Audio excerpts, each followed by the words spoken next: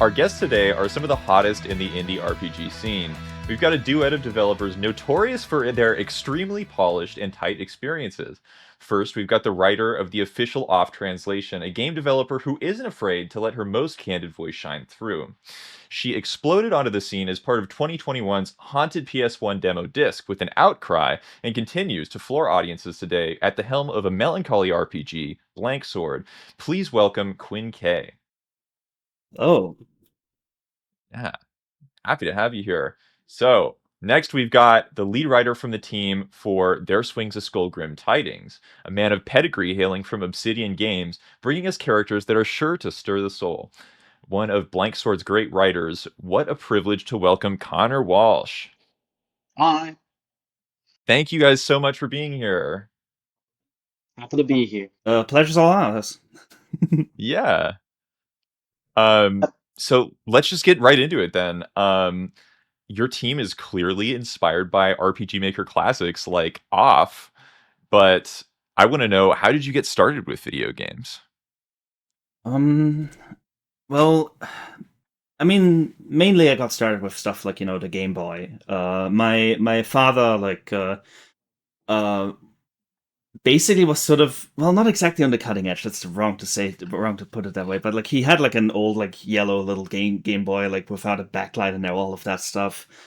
That he, basically, used to sort of, to sort of kill time while he was on a really long hospital visit sometime around the time that I was really, really young. He had stuff like Space Invaders, some really crappy Infogrames type games, And it was an actual Game Boy? Yeah, it was an actual Game Boy, one of those yellow ones, without a backlight, indestructible, basically. Yeah. Okay. A brick. Yeah, a brick, basically. Yeah, not the first generation. I think the first generation was the gray ones, right? But the yellow ones that were a little smaller. Oh, right. But... Yeah. Okay. Yeah.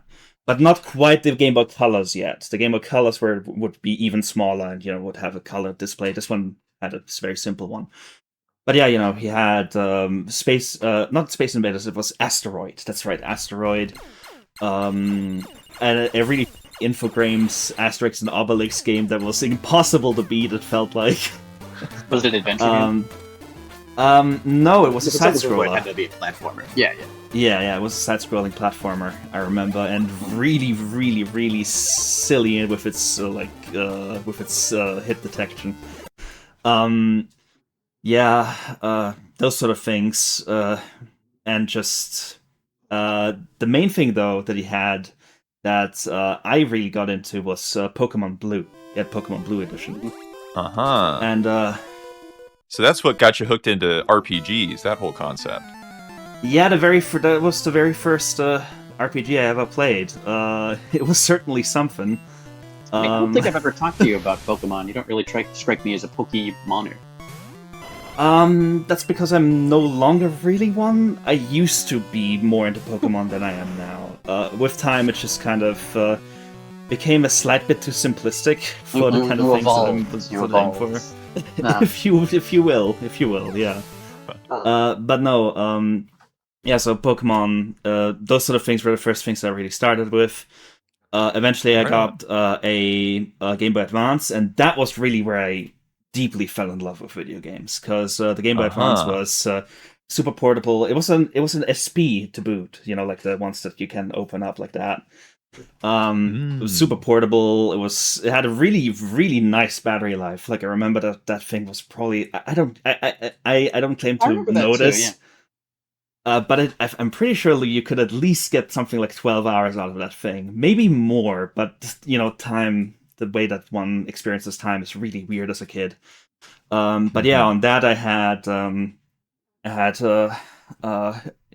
Yoshi's Island.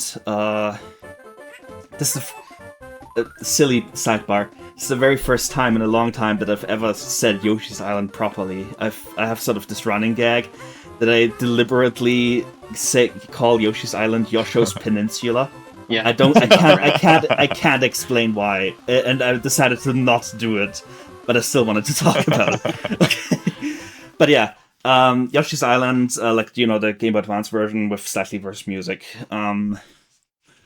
Right What on. else? Oh yeah, of course, Pokemon Ruby, Pokemon Sapphire. Those were the ones Okay. that So really were carried that sort of thread. Yeah. yeah. And I also just in my middle school, like a lot of people also had the Game Boy Advance, and as a result, there was a lot of trading going on, I guess.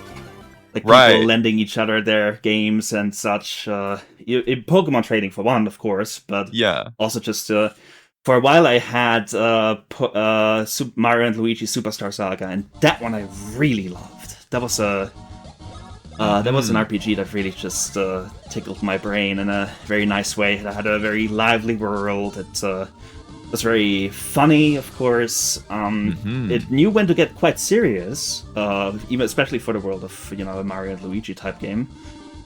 And just very active combat and such. Yeah, no, but yeah, the Game Boy Advance was sort of for a really, really sort of felt alive. That's I think the main reason why I make 2D games predominantly nowadays.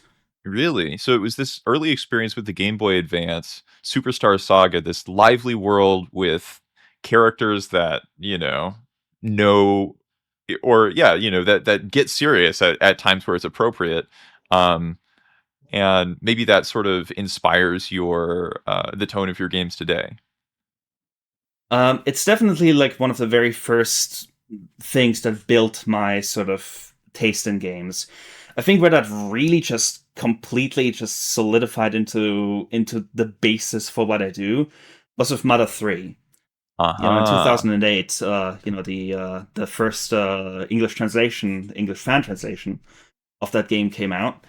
I had just joined Starman.net, the big Earthbound fan community forums. Mhm. I was really young. I was 13 years old. I was the like lowest possible age you were allowed to be while still being a forum Wow. user on Yeah, those yeah. forums. Yeah. And like seeing that translation come out, playing that game, really loving that game a lot. I started sort of trying my hands at sprite work, doing little fan game ideas that never really got anywhere because I was a kid. Yeah, naturally. um, yeah, but I do think that probably this like Mother 3 translation was the big sort of leader, quote unquote, I've wanted to follow whenever I found out Uh-huh. about off, for example, and uh, moved to translate it myself. I was just like, well, people can just take that stuff into their own heads. So I'm gonna do it. That sort Wow. of thing. That's so fascinating. I feel like a lot of people from our generation, I guess, end up finding Mother 3 later in life than 13. So it's interesting that it's played such a formative role in your development. Um, I think maybe that's something that's unique about you as a developer. Um, I appreciate the like the sentiment of you saying that. I do think there are a lot of developers out there who were around that same time also on Starmid.net and also sort of saw Oh, for sure. the Mother 3 fan translation first come out and all of Of that. course, of But course. it's true that the newer versions of the fan translation of the Mother 3 fan translation are probably more well known and also more solid in a lot of ways. Like the early Yeah. ones had a lot of crashes and stuff because it was it Right. was a hack essentially. Like it was hacked from a ROM and all that. Yeah. Yeah, I just mean it was introduced to you relatively early in your life in comparison to probably Yeah, many yeah, other yeah, people. yeah. Yeah. Yeah. Oh, I see. At 13, I thought you meant 2013. I got some wires Right. crossed. Sorry, Yeah, wires yeah. crossed. Sorry about that. No, Yeah. yeah, you're right. It was quite early on in my life in the grand scheme of things, and compared to a lot of other people. Yeah, yeah. Um, wow. Well, thanks for opening up about that. What about you, Connor? Uh, I think it's funny that you started with a Game Boy, Quinn, because I don't think I've ever told you this. I wasn't allowed to have a Game Boy when I was little, Oh specifically a no. Game Boy. I was allowed to have other gaming systems, but I think my folks saw like kids out in public, like on their Game Boys, ignoring their families, and it rubbed them the wrong way. I eventually Mm. ended up with one because we had like I don't. I this is going deep, I suppose. We'd have City Day in elementary school, where you have a microcosm of like a buying and selling barter system Hmm. with fake money, but fake money given out throughout the year, and a couple of times during the year there would be an event where everyone would sell real items. And Oh so I wow! bought a So it's used Game basically like Boy. school script or something. It's school script, yeah. They get us started early with capitalism in the United States. Uh, but one of my like elementary school friends, Chris Adnams, shout out to Chris. The odds of Chris Adnams watching this is, I want to say like 0.01%, but that was who I bought my Game Boy SP from, the used Game Boy SP from. My mom found out. She's like, "You bought what with fake money? Are you kidding me?" Like, you're not even supposed to have this. I think that was like fifth or sixth grade. She calls Chris's mom, and Chris's mom is like, "Yeah, dude, he sold it. He wasn't going to use it anymore. It's not a big deal." And my mom caved. She was like, "Okay, you can have this thing, but you can't use it in public." And I Oh was like, man! "All right, bet." And so I got to play all the Pokemon Game Boy games because I was a big Pokemon guy when I was very young, Oh hell as yeah! well. Uh, the actual start was we had an SNES that my uncle and aunt would play Super Mario World on, uh, and I would watch them as like a eukaryote, like when I was like 2 or 3. I always wanted to watch them play because I was too scared to play it myself. Uh, and I think over the years we had that and a PS1 that my dad won on a sports quiz game show. Oh, I don't Of think I all told you that things. either, Quinn. people actually win stuff on that kind of thing, or won There's stuff. I gotta find the YouTube videos of my dad on whatever. I don't remember the name of the sports quiz game show. I'd have to ask my dad. I think I'm in the audience on one of those as a wee baby. Oh, But yeah, he won a PS1 with a bunch of sports games and an SNES. We had only sports games in Super Mario World on that SNES. And I think I probably played a combined 15 minutes of every other game on the SNES, as opposed to like lots of time with Super Mario World. Naturally, yeah. PS1 went to PS2, as one does. I was a Sony kid. Don't tell the higher ups at Xbox. And uh, played a lot of games. I think the PS2 was my I want to say apoptosis. I don't think that's correctly used. Let's move on. apotheosis, I don't even think that's the right word. Apotheosis is apotheosis. probably what I'm thinking of. I Uh-huh. think apoptosis is some kind of plain word. Let's move on. Because I played a lot of games that I really liked on the PS2 that were formative. I liked your Jack and Daxters a lot. I guess that was my first like plot-based game. Um, Ace Combat 5 is one of a small handful of games where you play it when you're little and you come back to it as an adult and you're like, this still holds up. Maybe it holds up more. Maybe not more, but I'm still very fond of it. Again, another game with a ludicrous plot that really gets the neurons firing when you're in third grade. I'm sure there are others that aren't coming to mind. And then my Mother 3-esque equivalent game is Quinn will not be surprised to hear this. Spore. Spore. Wow. Um, Okay. yes, Spore is, you want to talk about a formative video game. I when Spore came out, I was at the like every other part of my life aside. You can always say, "Oh, you're born in the wrong generation. Oh, I was born a year too early." Blah blah blah blah blah. I was born at the perfect age for Spore, where I'm young enough to still be amazed by everything that's happening in it. I haven't played that many other games aside from again PS2 games, no God games really. Hmm. Growing up, and I'm young enough that I'm not going to see all the flaws that everybody else who's like, "Oh, I wanted all these stages, Right. inventing all these. It's going to be perfect. It's going to be the video game to end all video games, as gamers want to do." And as people still talk about Spore and being disappointed about Spore, I've said this before. I'll say it again. I think Spore is the reason that I am a writer today, Huh. because it is the only game that I'm aware of that gives the user the ability to tell freeform stories. Your creatures are having a little, they've created their society, and with each thing that you make, there's a little biography section or a little description section, and in that section you have, I don't know, 180 characters, maybe 200. It cuts off way too early every single time, and so what I would do is I'd make like, I don't know, 30 creations all in one particular space empire. And as I'm building out these creations, all of which are related, I'm building out a story in my head of who these guys are. Wow. These guys, their home planet blew up. and so they're just a race of wanderers, and so all their vehicles and buildings are going to reflect that. So that was in the original version of the game, and then Spore Galactic Adventures came out, and I can't imagine either of you have played Spore Galactic Adventures. Have you ever I've seen played the Spore Galactic original Adventures? Spore. I have not Yeah. played Spore Yes. Galactic Adventures. Most Same. people who have played Spore haven't played Galactic Adventures, which is a little unfathomable to me. But then again, I was a Spore super was and am a Spore super fan. Yeah, to this day, your Discord status still says, "I wish I were playing Spore." I put a lot of time into Spore. None of it was wasted. Uh, this was an expansion, and this expansion allows you to create your own levels. And the gameplay of Spore is really not that compelling. So what it leaves you is, sorry, I would not the insult Spore. It the creature gameplay combat can be perhaps a little lacking. There, we'll put it like that. And Galactic Adventures really doesn't expand on it much. But what it does give you is you can talk to NPCs, and they have like I think they can have 8 lines of dialogue in a row. Obviously, no choices. You're crazy.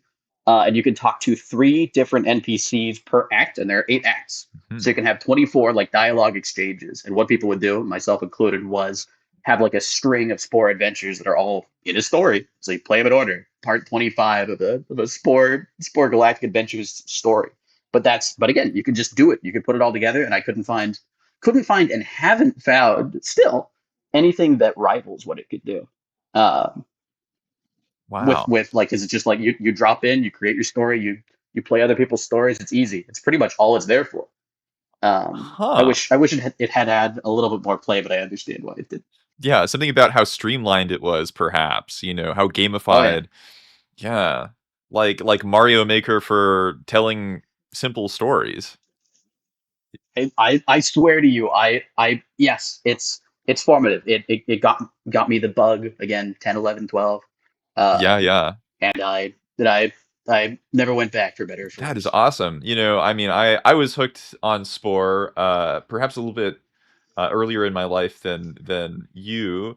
And what hooked me about it was definitely just the regular gameplay. I had no idea that there was this whole biography section, this whole mechanic. Yeah, it's if you in the creature drop down when you're naming your creature, there's a little description section. Again, it's really short. You can get 2, maybe 3 sentences in there. Right. Except on the site you can edit. Again, I used the Spore forum, the Sporum, like Quinn used Starman.net. Yeah. I was a regular Sporum user. I made I don't know. I think I made signatures for a little bit. I learned how to use GIMP. That was fun memories. But on the Spore site, you can edit a creation's description, and you can make it way longer. And so people are writing novellas in there, myself included. It would usually break, but that didn't matter. Right. Huh. That is so awesome. Gosh, I had no idea there was even a Sporum. This is just like you are opening up a whole new galaxy of ideas to me. Sorry. The Sporum It's is, dead. Alas. Okay, you got to use the Internet Archive for that one, guys. Yeah, but wow. I mean, Starman.net so cool. is also hanging on by a thread, but a lot of it's, the infrastructure sort of keeping that one upright is still very intact because Fangamer became a big thing. Mm-hmm. But yeah, rest in peace to the GOAT, the Sporum. Right. Alas. Yeah. So yes, Spore servers are still up. Sorry, I had to sneak that in. Shout outs to, I don't know. I have no idea how Spore servers are still up. 18 years later. That is actually, you can still make them. Nuts. Very commendable. Yeah. Okay. All right. We can move on. Yeah, that's so cool. My goodness. So gosh, I guess Connor, has anything changed in your relationship to Spore over the years? No. I love Spore, baby. I'll keep playing Spore until my dying day. I'm coming back to Spore every, I don't know, maybe not every 6 months. Not as often. Small things have changed, but it's just I have a lot of nostalgia about it still. Perhaps obviously, I still think it's an excellent tool for creating these things. I'm not making as many adventures as I used to be. I'll pop in and make one every so often, just because the community's not as vivacious as it was back in the day, because it's been 18 years. Right. But I'm still very fond of what it gave me, the tools that it has. The Wow. less said about Dark Spore, the better. Also, rest in peace. Spore 2, anybody? Spiritual successor to Spore? The problem with spiritual successors to Spore is that they probably aren't encapsulating what I want. I like making the funny creatures, but it was more about creating your own freeform sci-fi stories. Anyway, once again, I will move on. Sweet. Yeah. Wow. Thanks for sharing. It's so cool that you return to the thing that sort of feeds your creativity from your youth. Mm-hmm. That's awesome. Shoutouts to Spore. Shoutouts to Will Wright. Thanks, guys. Yeah. Um, so what about you, Quinn, with Mother 3? Well, really, the main thing is just that I no longer strive to ever create a fan game of anything ever. Mm-hmm. I in actually doing actual game development, both in RPG Maker and otherwise, I've just realized how severe the amount of effort you have to put into it is, and how incredibly time consuming it all is. It's an extremely how to put this, taxing task. Mm-hmm. It's a Mm-hmm. big job making video games, and I just personally cannot imagine for myself um doing that kind of thing for something, for a property, for an idea that isn't completely my own anymore Mm-hmm. by a long stretch. I remember that up until something like 2015, I still dabbled a little bit in making small sprite work for a possible Motherfang game. But by that point, that was like almost a unique thing already, and Mm-hmm. the next step really was just doing something of my own, which was at first just kind of a hypertext adventure, and eventually, an Outcry. Oh, interesting. But So an Outcry kind of evolved from a hypertext adventure, even. um, the funny thing is, I don't talk about that very much. It did. I had a previous hypertext adventure that actually did come out and come to fruition. A short, cyclical sort of routine-based adventure game called hypertext adventure called like Mm-hmm. that kind of Mm-hmm. a noise. I used to be pretty bad at titling things. I still am not the best, but I'm getting better. Um, but yeah, after I finished that first hypertext adventure, I did in fact start on a hypertext adventure called An Outcry. That was in 2017. I have lost the source files. The Oh. original version of An Outcry, that is not the one that is now available to play, is gone. It's gone. It was Mm-hmm. never released. It was kind of just a sketch, sort of a way to get the idea on paper. And during one of the myriad computer crashes that I've had over the years, it just disappeared. That happens sometimes. Yeah, no, it does. Point being, my relationship to Mother and Earthbound and such has kind of shifted a little bit. For one, in 2015, I played Earthbound for the first time. Yes, I know, Earthbound fan, very excited to play it for the first time. It's just an evergreen article. Evergreen. Um, but yes, I played Earthbound for the first time, and I am loath to say it. I think I like it a little better than Mother 3 at this Earthbound's point. pretty good. I feel. I It's don't know pretty if I. I good. mean, I didn't finish Mother 3, but I quite liked Earthbound. Huh. My goodness. The Earthbound better than Mother 3. That's something that I that's an opinion I don't think many people share, but Fight for your lives, Quinn. Well, the thing is, Mother 3 and Earthbound shine in different areas, and I think the areas in which either of them shine have just sort of shifted in their importance to me. For example, Earthbound's gameplay is markedly worse than Mother 3's. Much worse. It also has a lot less and less defined story, a much less defined story, and pretty flat main characters. Which Mother 3 has much better ones. But I feel like in a lot of ways, Mother 3 sort of struggles with some of the stuff it grandfathers in from Earthbound. Not all of it. Some of that is really good, without going into spoilers necessarily. But, for example, in Mother 2, in Earthbound, the main character, Ness, never speaks. Mm-hmm. And anyone who you are currently controlling as the player never speaks. Unless, you have a yes-no choice or something like that. Mother 3 grandfathers that in, and it really harms its ability to tell a story. Just really severely. A lot of the other stuff surrounding that in Mother 3 is so much better than in Earthbound. But the fact that the main character just can only speak in yes or no is really not good for it. At least in my current opinion. I used to not be quite this opinionated about it. As for also just Earthbound has higher highs, I think, than Mother 3. And Mother 3 has pretty severe lows in some respects. The third chapter of Mother 3 is just kind of pissing around in a way. You're a monkey, like and you've lost. Yeah, it does. You're a monkey and you've lost your girlfriend who looks exactly like you, but with a lipstick and a bow because gender. Right. And you deliver TVs to the townspeople. Like, there's some justification for why that's there, because, it shows sort of the way that the takeover of the island was a gradual process. But, anyway, point being, as you can tell, I have a lot more criticisms of Mother 3 nowadays than I do now, than I used to, rather. But, it's still holding in high regard. Yeah. So this thing that was very formative to you, I guess naturally you've, as an artist, learned to criticize it and sort of like make your own opinions. And I think that speaks to your drive to make things that aren't derivative, So that's very cool. Oh, 1 minute.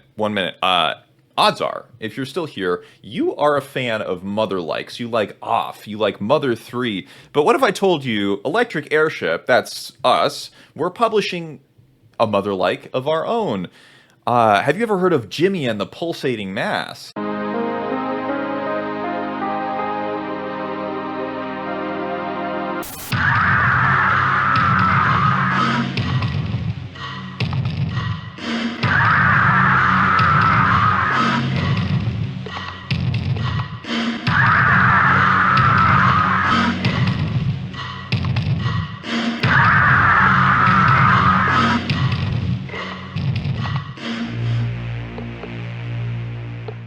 Thanks so much for watching. Back to the show.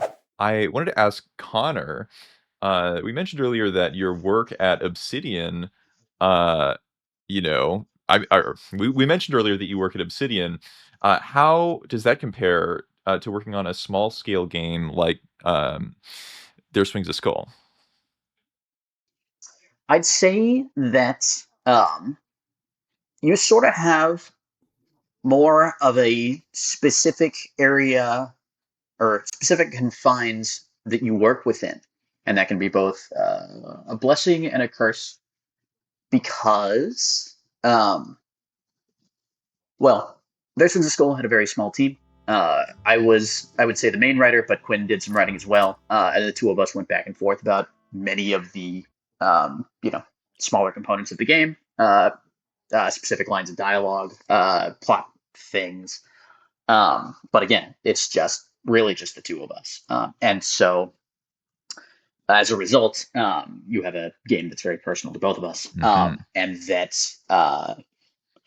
we were able to make very deliberate with most of the choices and most of the dialogue and pretty much everything that we were doing, which is cool. But it's also a lot of pressure, where it's like, this is gonna live or die by us. And since it's more, it's a personal thing, or we're putting so much of ourselves into this thing,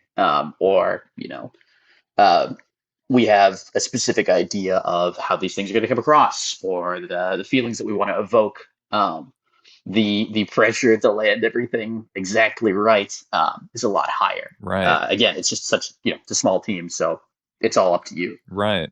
Whereas I tend to call my work at Obsidian work because it's faster, as opposed to side work, which is side work. So work.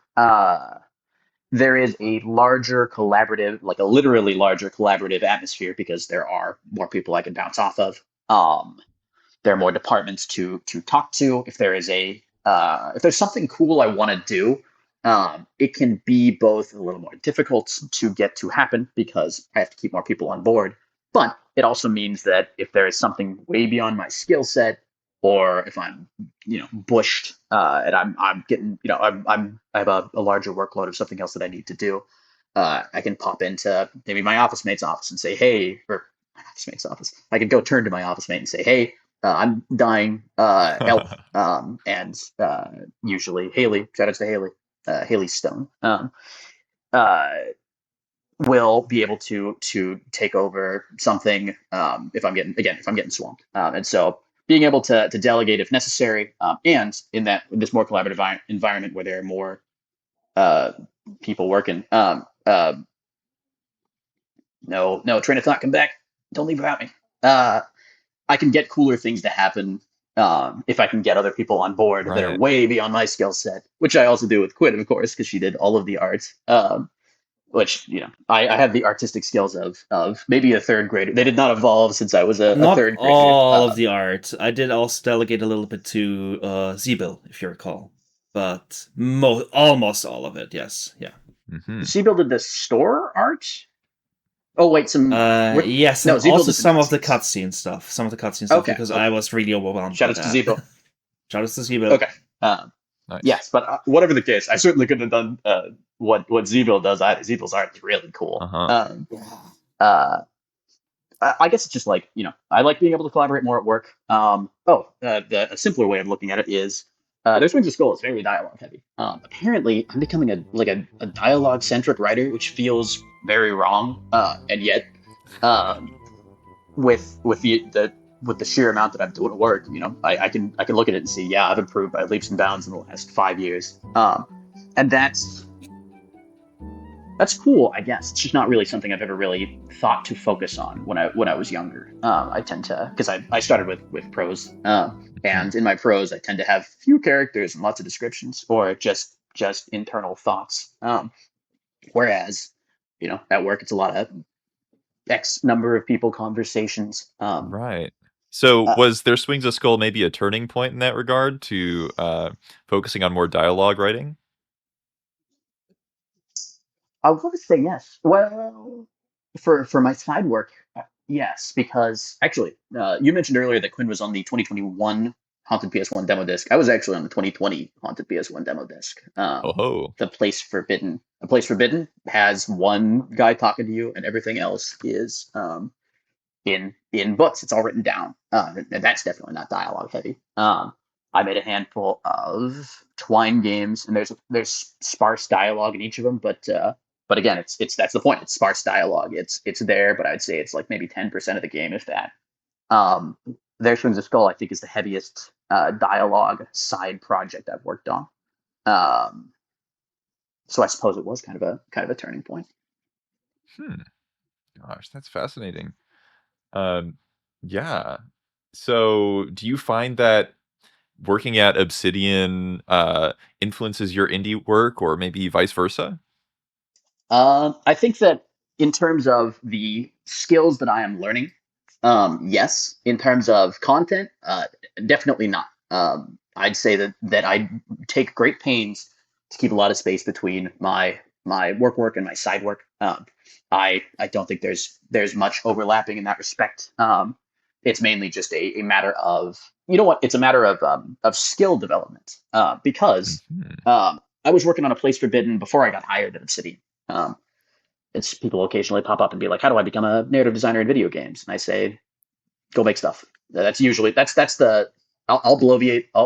Shout out to Joe Field. Bloviate is one of his words. He's one of my coworkers. I'll bloviate. I'll talk about all you got to do this, you got to do this, blah blah blah blah blah. Just go make stuff. Just go make stuff. Don't even listen to me. Don't talk to me. You can talk to me, but the most useful piece of feedback I can give is just go make stuff, because Place Forbidden was an Unreal based game. I'm working on it when I'm trying to get hired, and it turns out the skills that I learned in Unreal are still super useful. And as a writer, you think, oh, I'm gonna write things. I'm gonna sit down in Excel and not move for 100 years.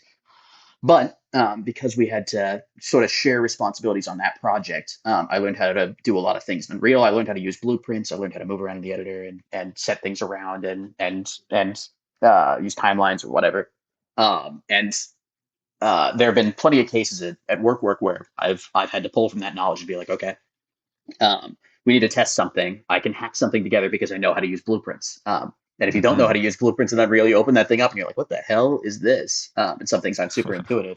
It looks like the world's most colorful bowl of spaghetti. Yes, well, especially when I'm developing blueprints. When I have a tendency, if I'm working with somebody on a project, I have a tendency to maybe not design my blueprints in as eye-catching a manner as I perhaps could, possibly out of spite that I have to work in blueprints. But that's neither here nor there. But yeah, that was side work. Nobody made me do that. But because I did that, I was able to, I'm not as afraid of Unreal when I need to stick my head in there. That's great. Maybe bridges the gap between just being a writer and a narrative designer.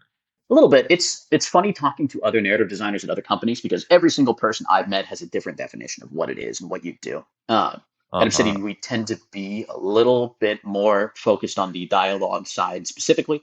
But I've definitely met people who are just like, we implement everything, we hook everything up. Some people stage the conversations, which we definitely don't do. Cool.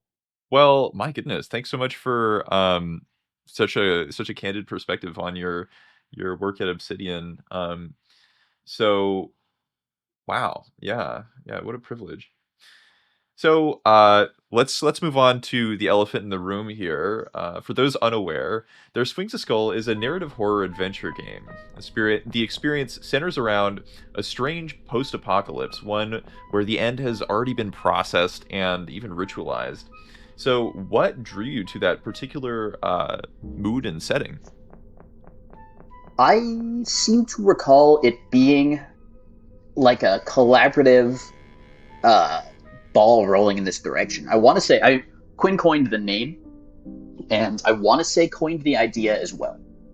Yes, I do recall that. It was in a DM because we both kind of, there was this whole, game jam in 2021, the Summer of Shivers from the Haunted PS1 community. And both of us kind of wanted to do something with it and decided to, join forces. And I remember there was one idea that I fired at you, the first idea that you shot down because you hated it. And then I came up with the second one. I said, Quinn, what are you doing here? Get out of here. No, you were genuinely kind of a little miffed from what I remember about it. You were just like, man, well, no, I'm not going to speculate how you were feeling back in the day. But point being, the second idea was what would become There Swings a Skull, Grim Tidings. There Swings a Skull first, and then Grim Tidings. Because that was the one with the speaker gallows. A man going to work and suddenly being sort of caught in a noose, and sacrificed to a god at the below, a speaker that would sort of speak propaganda. I remember that. I remember that little snippet, and you found the idea intriguing enough to pursue it, and we sort of built it from there. Initially, I remember that we had Annatoli be alone. But you very quickly came up with the protagonist of the game. Yeah, Annatoli's the protagonist of the first, one of the two deuteragonists, rather, of it. But, yeah. Wow, interesting. So Annatoli was the one that came first, and then Pyotr originally, later. It was just going to be him. I think what happened is Quinn said, what if he is not closeted gay, but quietly gay? And I was like, what if he's married and his husband's a character? And I think that was huge. My instinct, I don't have any idea why that popped into my head, because normally I like having my protagonists just kind of doing their thing.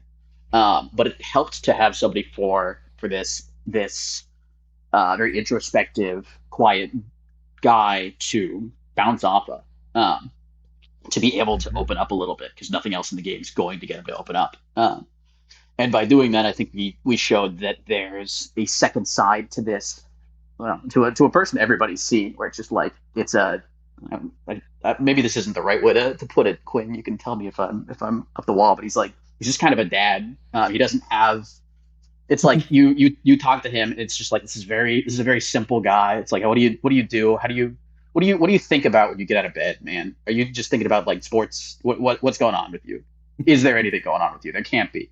But you see little bits and pieces of a more thoughtful mind as you go through the game with him, and you see, how he can be more doting, and really like what makes him tick in his conversations with Pyotr. He struggles to be doting, but he really wants to be, and I think that on its own sort of makes him eventually figure out how to be it. Regarding the title, yes, the title was something I came up with. Funny thing, I've been sitting on that title since 2016. It's a note in my phone to this day. That's cool. So it was just a moment of inspiration. Like this title goes hard. Yeah. I wrote in 2016. Like I opened my notes at one point and was just like, "There swings a skull," and then I closed that note. And years later, I used it as a title for this game. Huh. Yeah, that's awesome. Goodness, gosh, I would have never thought. Yeah, sometimes it's good to just hold on to those moments of inspiration because you never know when they're gonna come in handy. Yeah, goodness. So why center all this horror around the domestic? Right.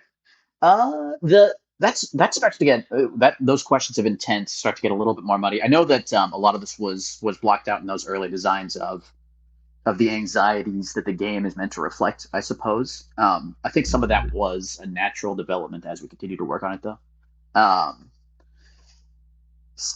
I can speak to my perspective, Quinn. You can bounce off of this or tell me if you think I'm a crazy person.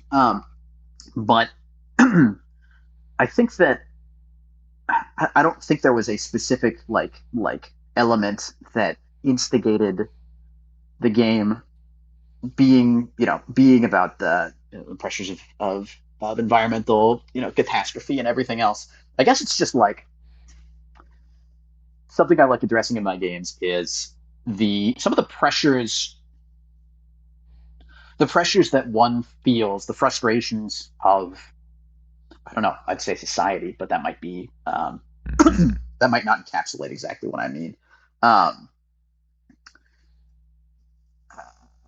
Sort of the roles we play, I suppose. We are forced to play. Roles we play, yeah. Roles we are forced to play, and problems that seem insurmountable, I suppose. It's funny to put it out like this because Quinn can probably attest to that. I start to, when a game starts to try to relate to me, like pointedly relate to me, like, isn't it so tough being in your 20s? I start to go like, get away from me. But here I am writing a game about the anxieties of ecological catastrophe and being used as a pawn by the powers that be, shall we say? And I think that's it's just like it's something that I don't see a lot of. I guess it seems to me like most media directly tries to address specific pressures as opposed to vague feelings of unease. And growing up on the internet, circa, I don't know, 2000 through now, I think that vague unease, as you're seeing everything happening in the world, is there's no barrier to every catastrophe on Earth. Learning about it, the nano incident happens, and learning about 200 more the next 5 seconds, and feeling just utterly powerless. It's sort of a new concept, I guess, in the grand scheme of human history. And it's really just this horrible negative feeling,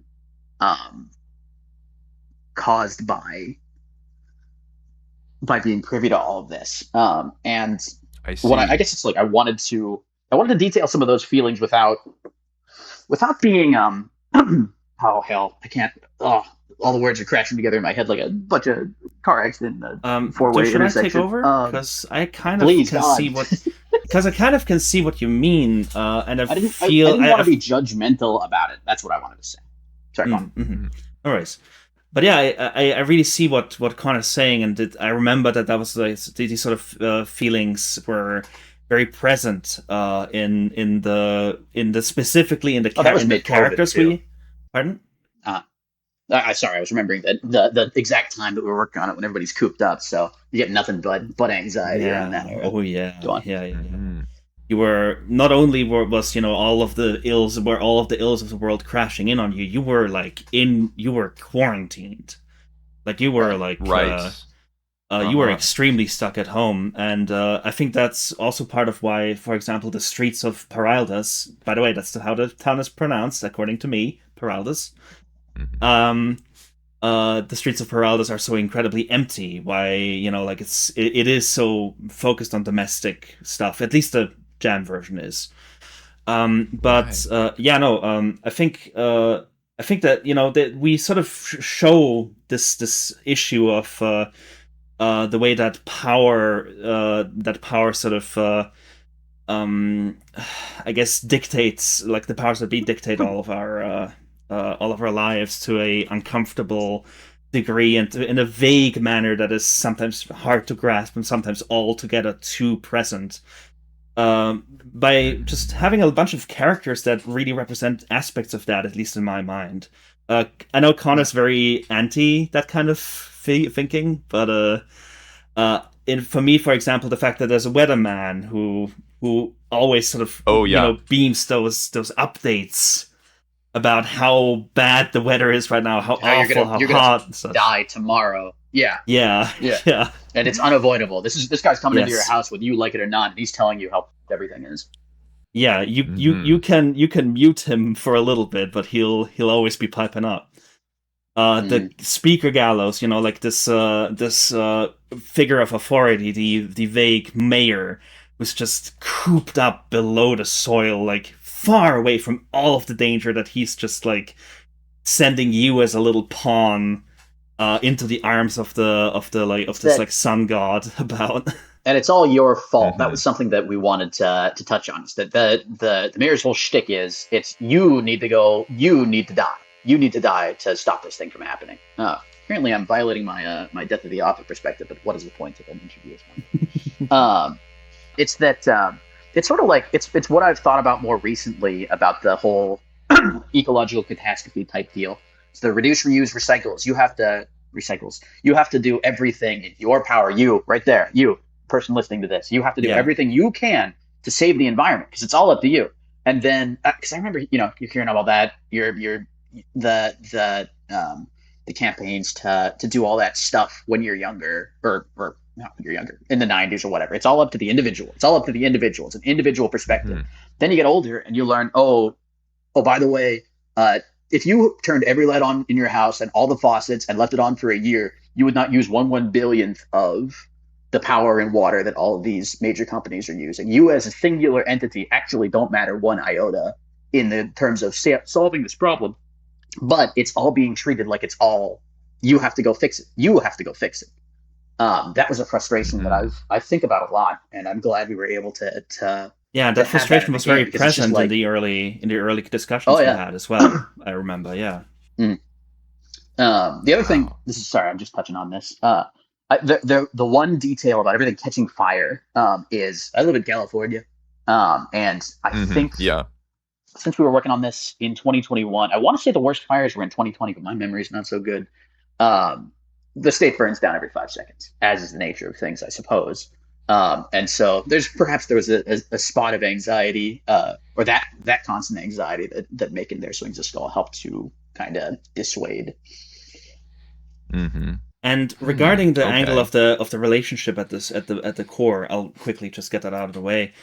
What I think is we wanted there to be sort of a something anchoring Annatoli, somebody that he was sort of acting for, not acting for.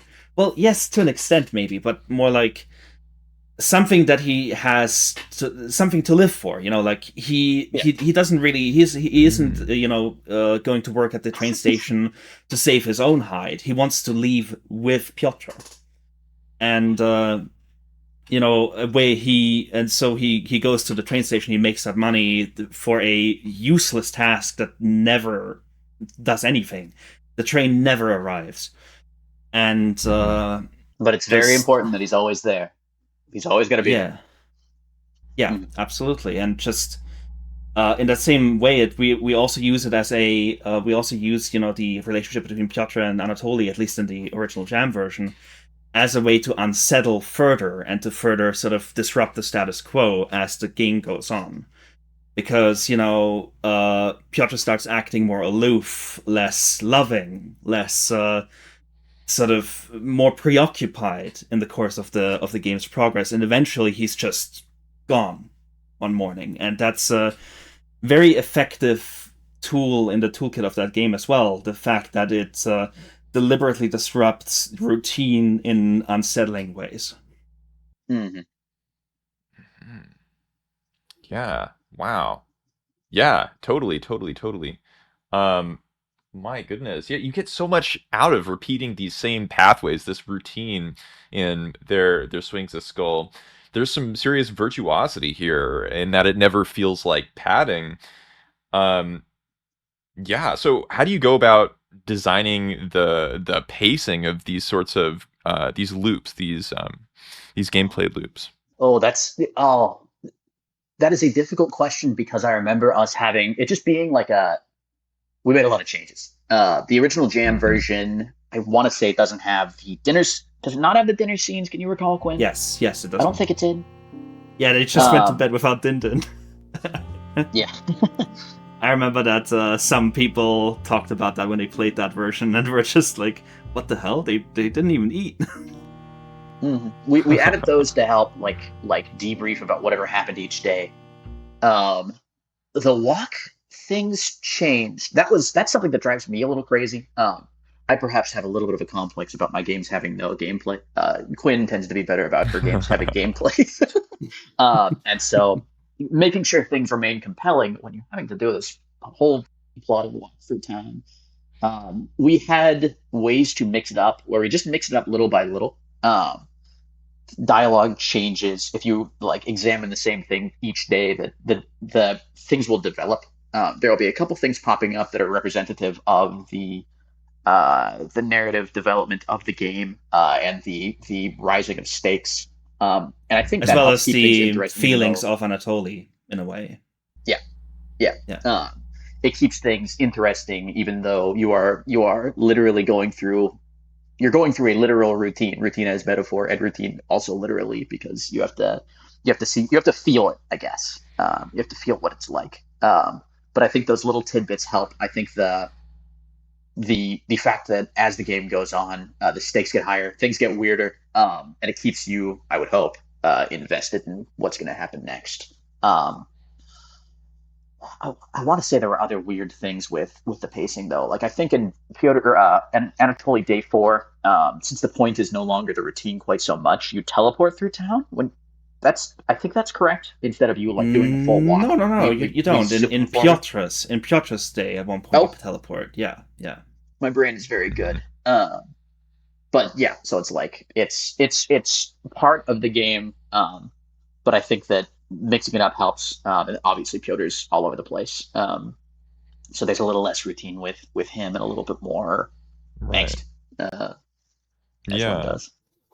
I have some stuff to say about this as well, if that's okay, regarding the level design aspects of it. That's because that was really the first. The thing is, the level design of the first area in town, the northern part of it, was just really supposed to be a regular walk to work on a normal sort of tiled path. That was a little meandering and just would slightly, first of all, it should show you around town a little bit, so the player gets a sense of the place, rather than just, just going straight from one place and not seeing all of it or whatever.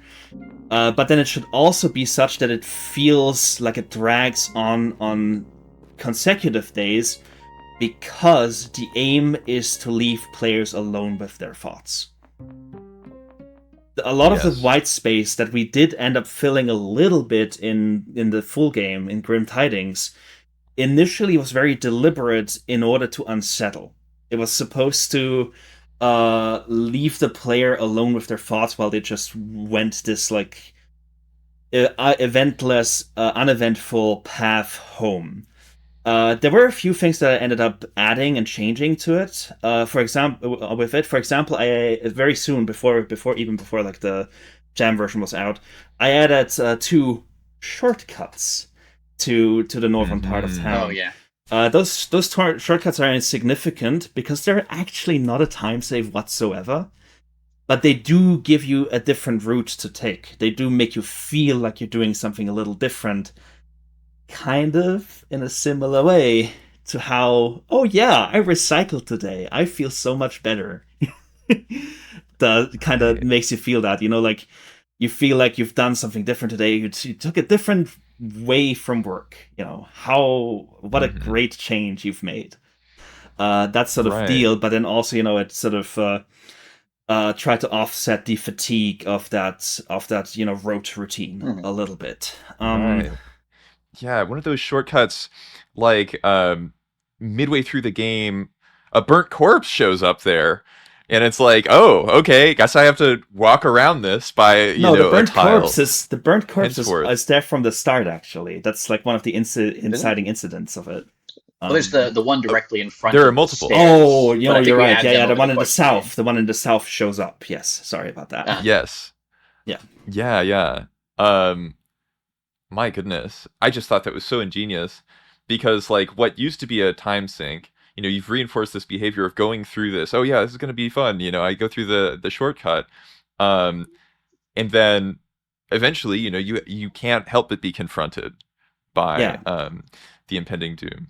Yeah. yeah. Absolutely. Like the corpses, both the first corpse and the corpse in the northern part of town, and the corpse in the southern part of town near the end, are placed very deliberately in a way that they incur a stumble. Like, yeah, you have to walk around it in order to get to your shortcuts to get to work faster in the south part of town. And as well in on the last day when everything's on fire, all shortcuts are Hmm. deliberately not usable. You have to go the long way Mhm. around and really Yeah. see the entire devastation. In the days before the last one, if you try to examine any of the corpses that you're seeing, Annatoli goes, "No, don't look at them. Just keep walking." And Hmm. that's sort of the same, helps to reinforce the same deal, I suppose. Yeah. Yeah, absolutely. My goodness. So interesting to hear the amount of consideration that goes into something as simple as the walk to work. Um, like, and it really does show. It really does show. Um, so that's awesome. So, um, yeah, one of the other things that really sold me on this game was your depiction of the mayor, his theme song, the portrait, the cadence of his written dialogue. So, how did you develop the dynamic between the mayor and the protagonist? Um, I want to say, well, I know that the mayor was initially a Quinn idea, and so I think there's more of her in his conception. I'm kicking the ball to you. Oh, okay. Well, to some extent, yes. I definitely came up with his design. Like I wanted him to really just visibly look the way that a tycoon would look. Like someone who is, first of all, like a stereotypical, like top-hatted mayor figure, but then also the way that, for example, in the 1920s, during the height of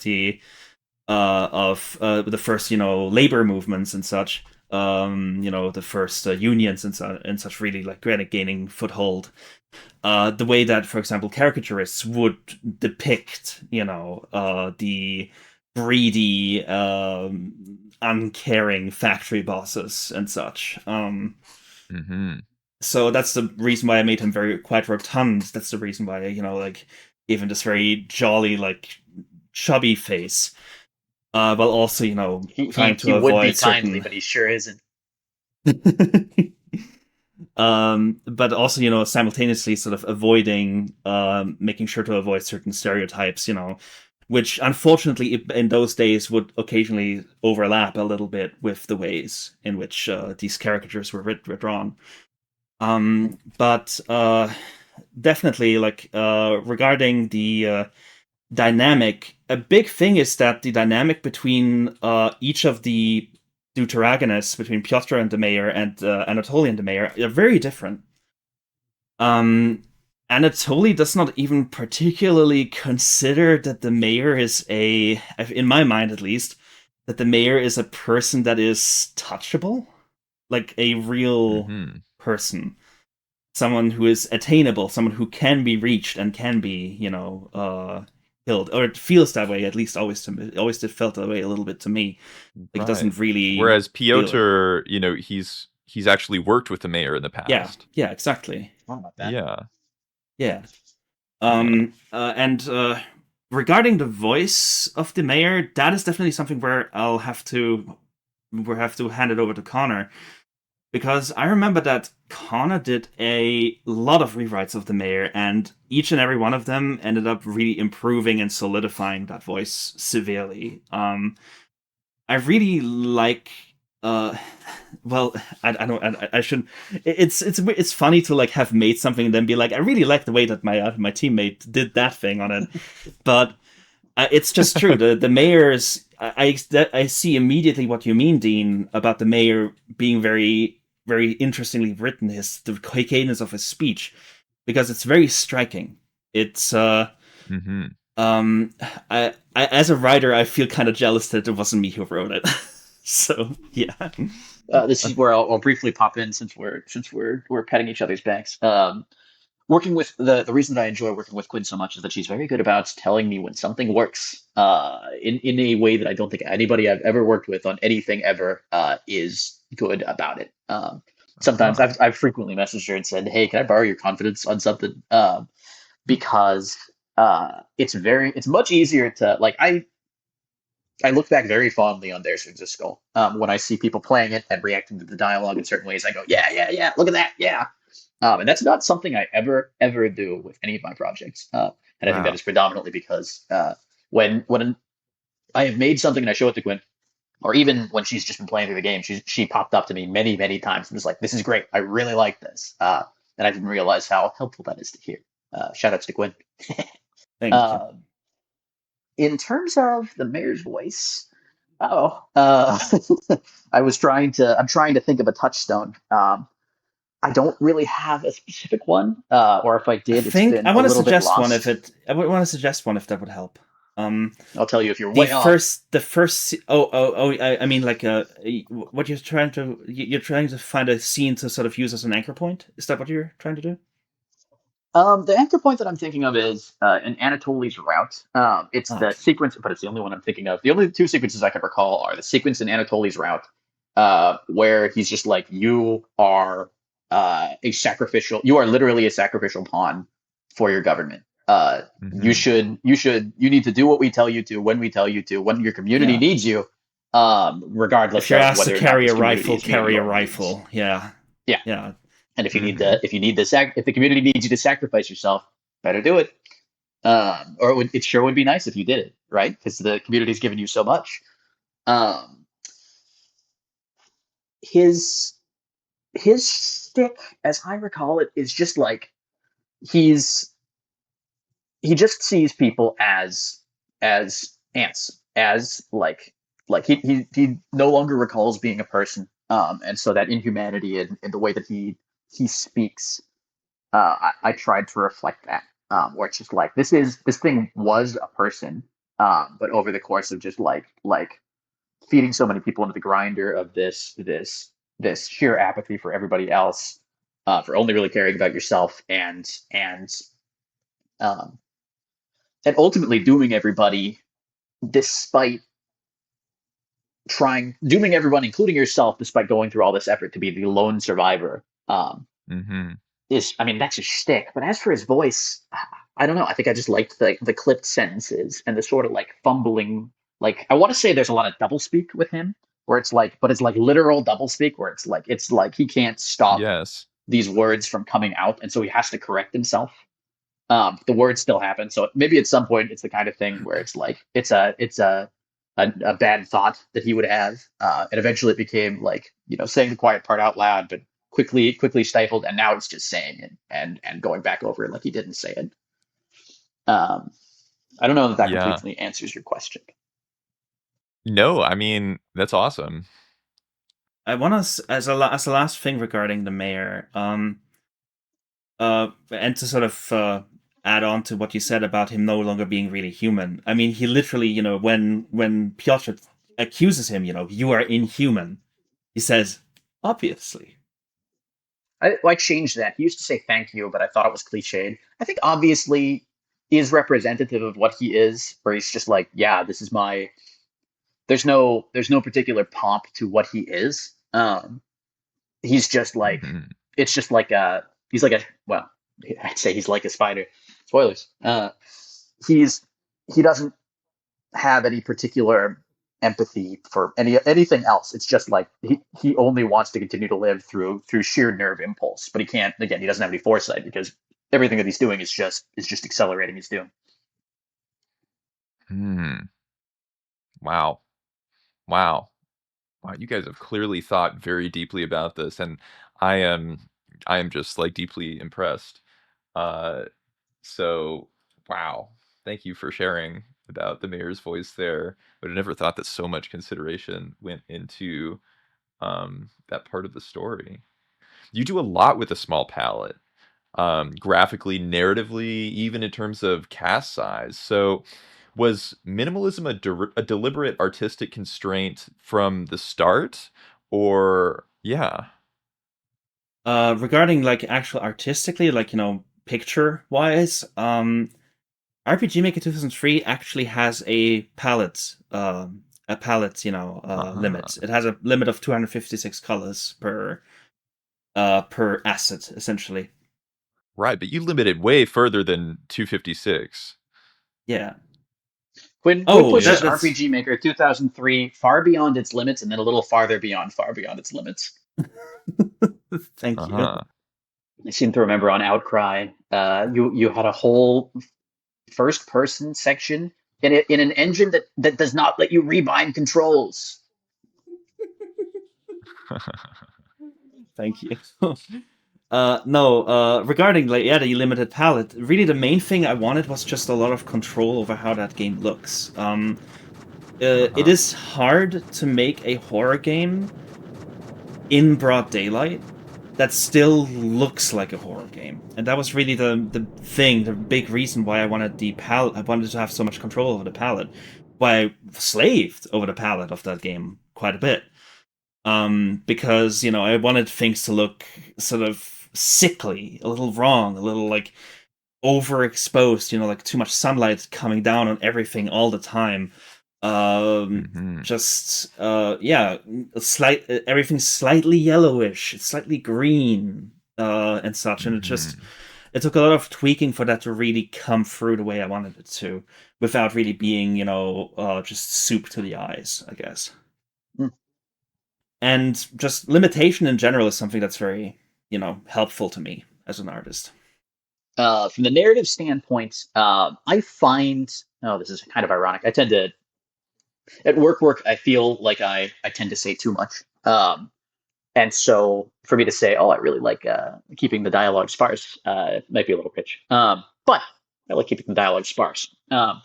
Once again, it works with the confines of RPG Maker 2003 because, boy, it's like the way that the dialogue tool, and perhaps this is the case across all RPG Maker games or engines, is if you have a line of dialogue that's too long on a single line of like text in the text box, it'll eclipse the text box and be cut off. And so you need to actually like keep your sentences in the correct shape within the box to make sure they actually display in game. So there is this outside limit of making sure you keep everything pretty tight. And at the same time, I think it works for Annatoli especially because he is a man of few words, as this kind of archetype often is. But it's like even his thoughts are not saying everything that he wants to say. He's just somebody who can't voice all of his feelings because he's erected so many walls between himself and the reality of what's happening around him. Pyotr, on the opposite hand, has a lot more to say. I would say, because even at the start he's more talkative of the two. But once he gets into his routes, he sort of starts to clam up a little bit as I guess the pressure of everything happening around him starts to weigh in, and he's dealing with these situations that are all beyond what any human being should have to deal with. Um, I think that when it comes to horror, especially, saying little as opposed to saying too much is maybe that's the big takeaway. It's that you run the risk of, I don't know, like blowing up your own house, to not even try to have a good metaphor, Mm-hmm. by talking too much. There are certain games that will remain unnamed that I find very frustrating because I'll be certain horror games where it's like I'll be doing a puzzle or something.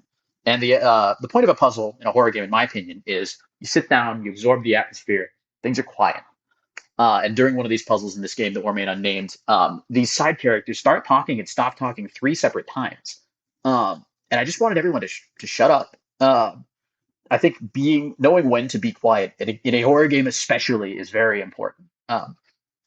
Don't give everybody everything. Give people little like hit bits and pieces. Like we never sit down and even in the like the lore of the game, we never sit down and say, "Here's what's happening." We give you little bits and pieces, and it's enough to sort of go toward this. This actually ties into my the death of the author thing that I alluded to earlier.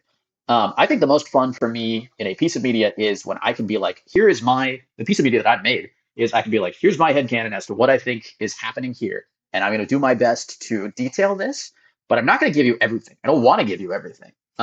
I want you to form your own idea to what is happening in Mm-hmm. this. And I hope it's close to what I'm intending. But if it's not, and it's still interesting, then that's great."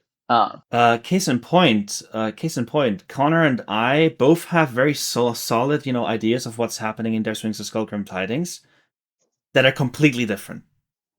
And I like that. I think that's cool.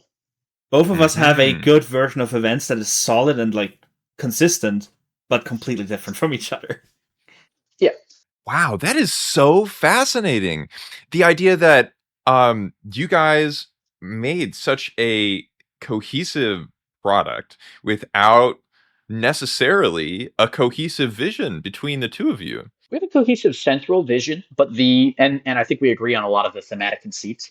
Yeah. But when it comes to like interpretation of character intents, of like what you were saying earlier about like the mayor being untouchable from Anatoli's perspective, I would say that Anatoli does not think of the mayor in terms of being touchable or not, which is maybe you mean the same thing, but it's more like it wouldn't even occur to him. He wouldn't know what to do if the mayor were standing in front of him because he doesn't Yeah, no, like that's believe how I he meant it. Yeah, exists, kind of. yeah. Yeah, yeah. Okay. But Mm-hmm. for example, what the whole cyclical thing that you mentioned at the start, Dean, means, for example, is very Mm-hmm. different between Connor and I. A lot of the art design that I put in is just like I told Connor about it later. Like the whole hourglass motif of it, and he was just like, "Oh Hmm. wow, yeah, I had no idea." So yeah, I that's what I didn't pick meant. up on that. No. But that's sort of Wow. part of the fun of game development, in my opinion. It's just like I do my thing, you do your thing. We're mostly on the same page, but you'll do some things that you think are fun. I'll do some things that I think are fun that mean more to me than to you. And again, it us being on the same page from a macro perspective is very important. It's still from a micro perspective, but things can deviate. Things should deviate. Not everything should be like here is exactly what is happening. Here is the Yeah. right interpretation and the wrong interpretation. You can explode if you think otherwise. Wow, that is so awesome. Um, just sort of like trusting each other with the freedom to express a character in different scenarios in different ways. Hmm. Uh, yeah, yeah. I mean, maybe that's part of how you guys stayed motivated to complete such an involved project. Um, yeah. So, like, how long did this game take to release? I want to say that the jam version I think had a month deadline, so we knocked it out in a month. We worked it out in The 3 weeks original, actually. 3 weeks. was it 3 weeks? The Wow, Wow, I impressive. can't believe that. I crunched myself near the end, and I didn't need to. I was gonna say you're a machine. I forgot that I shouldn't encourage that kind of nefarious behavior. Make sure you're producing in a healthy manner, but I still think it looks cool. the full game took a year to release, I want to say. Yeah, maybe a little more, maybe a little less. Yeah. Pyotr's route was more involved. I think we were both getting rolled by various stupid life things, as is wont to happen. But that's kind of the nature of game developments. That over a long enough, since you got to work on this for at least a year, things are going to happen. And that's another thing I appreciate about working with Quinn. You didn't think you were just going to get gassed up. Am I using that term correctly? Let's move on. There were definitely times where I was just like, Quinn, everything is, I'm dying. I see the light. Goodbye, my friend. Can you do this work that I don't want to do? And she'd be like, okay. And there were vice versa, where Quinn was like, this game sucks. Connor, you need to jump in a well. And I'll be like, okay, haha, I'll do some scripting. And so we were able to, again, work very well together. And I mean, don't ask me to do any of the art. You will regret it. But finding places where we can pick up the strain from the other's workload was very helpful. I think we both did a good job of that. Wow. Yeah. So the skill of the baton pass was very important to There Swings a Skull. Yeah, with a team like this, I always feel a little bad because it's like I'm a funny writer, and you can rely on me for nothing else. If there's an emergency with there's an art emergency, not my problem. Sorry. But being able to help, I think I got some like sound effects in there. The scripting was the main thing. I don't think I tiled anything. Thankfully, I don't like area design. Making levels makes me brain not good. And so knowing my limits and Quinn knowing my limits and me knowing Quinn's limits again helped a lot. Yeah. Gosh, what an interesting perspective you guys have. So, yeah. Gosh, was there what was the biggest turning point in development, would you say? Do you feel like we should talk? Is it the ending, Connor, or what do you think? The ending's I wouldn't call that a turning point necessarily, but that's definitely, I think about that a lot. I think that the change we made about the ending factors into my. I'm gonna bloviate. Sorry. There's Swings a Skull is a total bummer. I don't think anybody would argue that. And I'm working on another game right now. It's also a total bummer. My girlfriend's parents found something I made. I don't remember what it was. Something I self-published, and they were like, "Hey, this is a total bummer." And I was like, yeah, it is. The original ending of There Swings a Skull, I think, had everybody dying. I think it just sucked. And we talked about that late in development for other reasons, admittedly, where we're like, hey, maybe we should change this. And so we sort of did a little bit of an about face, which we got a couple comments on. But we're talking about, again, you heard me talking about this earlier, where it's like, this is about the intense strain of the modern age of this feeling like you're a powerless ant in a machine that's designed to kill you. There's got to be something at the end of this that's not just now you die. We got to have a little bit of hope somewhere when you're making these dire nightmares, I feel. And so it's factored into my future workload, where it's like I want to keep, for whatever reason, I like making these things. It helps me get out. It's cathartic to make projects like this. But I don't want you to play this and be like, well, I have no reason to live anymore. No, that's not the point of what we're doing here. That's not the point of being alive. You got to be able to do something. There's enough out there that's like, oh, you should despair now. I don't want to do that. But it's tough. It's tough to make sure that you have these points of hope. And yet, I think it's as important as the rest of the project. And then, of course, we also offset it with the Path of the Drat, which you very briefly brought up before Connor came in. Yeah. Right. Oh, yeah. I finished the Path of the Drat this morning, and I was just like, I was just blown away with the dodge roll mechanic. Remember what I said earlier? Could we just put that in? She didn't have to. I didn't ask for it. Or maybe I did. Yeah, just put that in. Yeah, pretty wild. It was tricky to figure out how to get it. I mean, I had to guess a few times with the numbers because there weren't really resources on the internet. But yeah, I mean, it was great. Gosh, the protagonist of the Path of the Drat, is that just the guy from Uncharted, or So that's not quite what I'm referring to when I say we need a bit of hope. That that uh, uh, that was an insane. That is an insane. That oh boy, he's so befuddled he can't even speak. Um, the Path of the Drat is a secret joke ending to There Swings a Skull for those who may not know. Because again, why the would there be a secret joke ending in this dire like climate horror sad video game for sad people? Yeah, Where because you people play made as it and needed a little bit of levity in there to have something to keep yeah, going. it was Yeah, we something made to it. during some of the pressures of development. We were like, we want to have something to like blow off some steam, and so we just made the dumbest thing on earth as a secret ending to There Swings a Skull. It's so stupid. It's so stupid, and I don't think we've maybe we've talked about this before.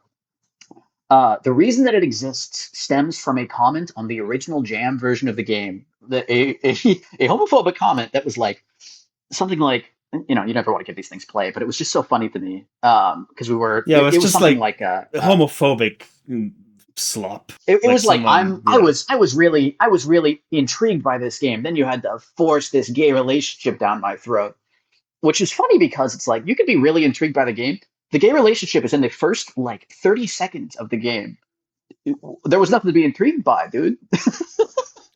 That's the game. And so we were talking about it, and it's like, you know, as a developer, you see annoying comments, and you talk about each other, talk about it with each other, and you're like, ah, this guy, this guy. I don't know what came over me, but I responded. I was like, I don't really want to indulge this as like a rage bait thing. And so what I said was, I don't remember if Quinn suggested this or anything.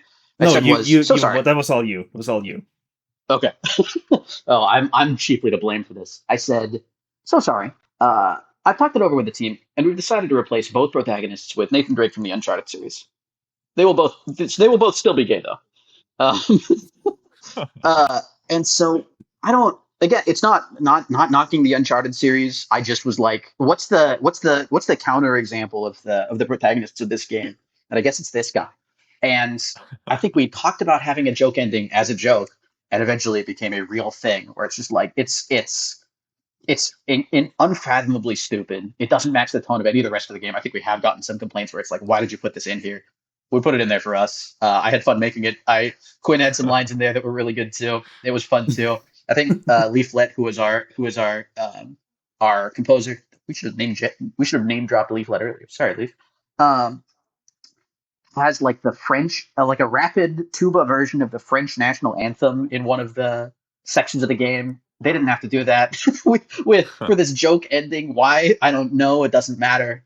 It was just like it was nice to blow off some steam. And some of the art that Quinn did there is insane. It's just like I don't know. I remember the first time that I drew Nat Drat, which is, you know, like our legally distinct version. um, I just like posted him at Connor and said, I've never sprited this much dude before.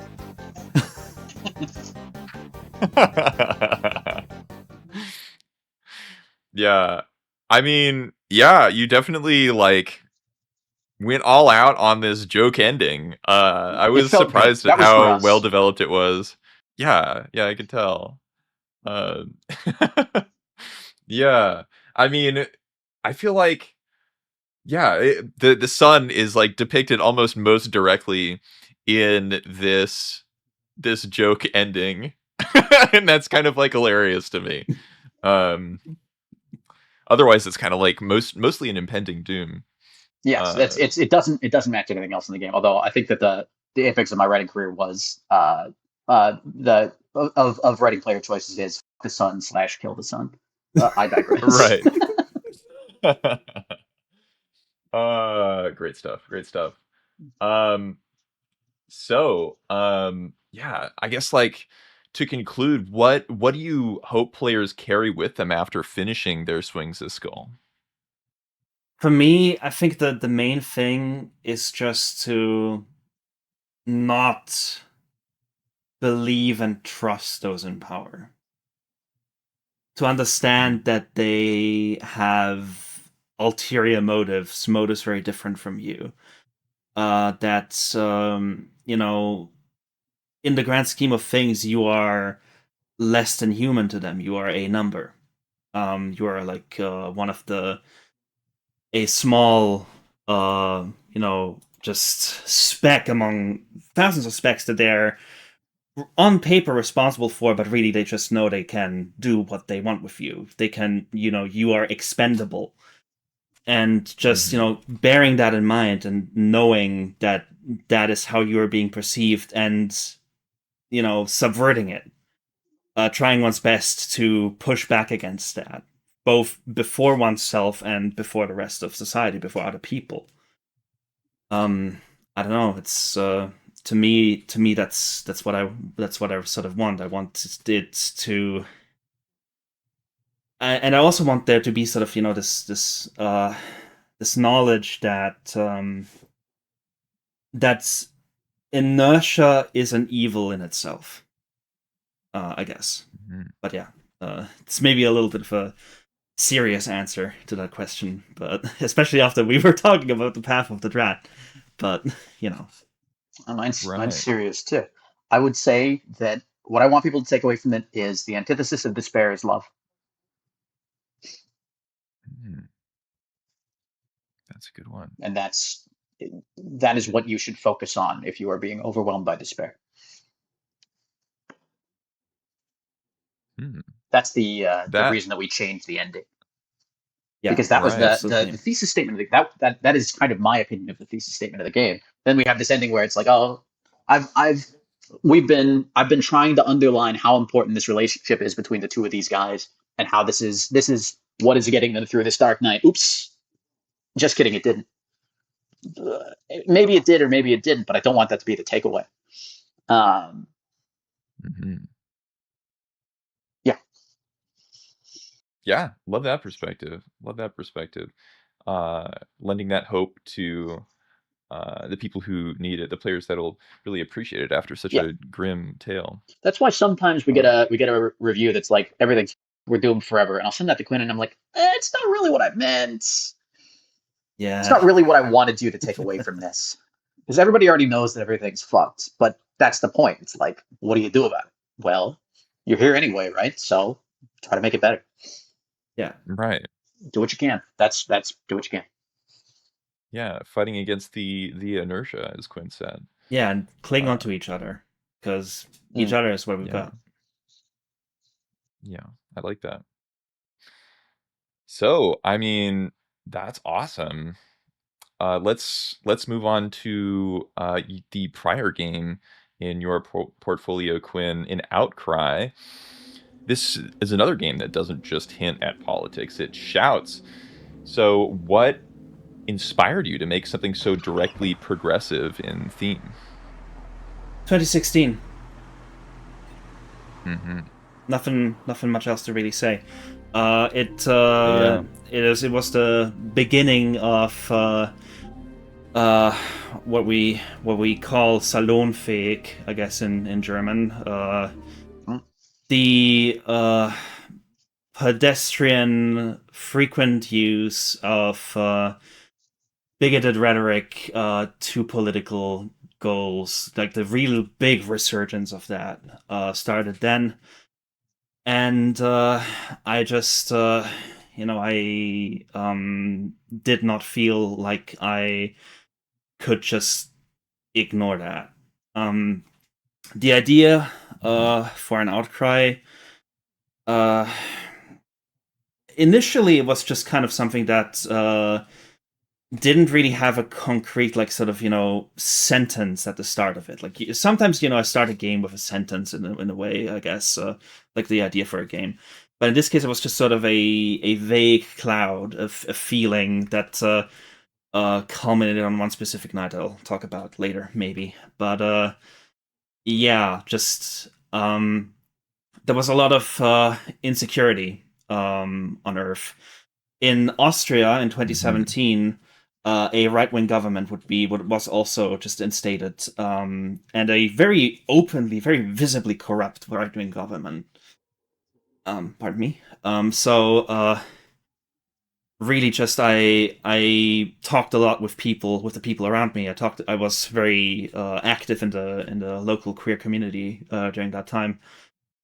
And I felt that I should not hide that struggle. I should speak to it in something that I make.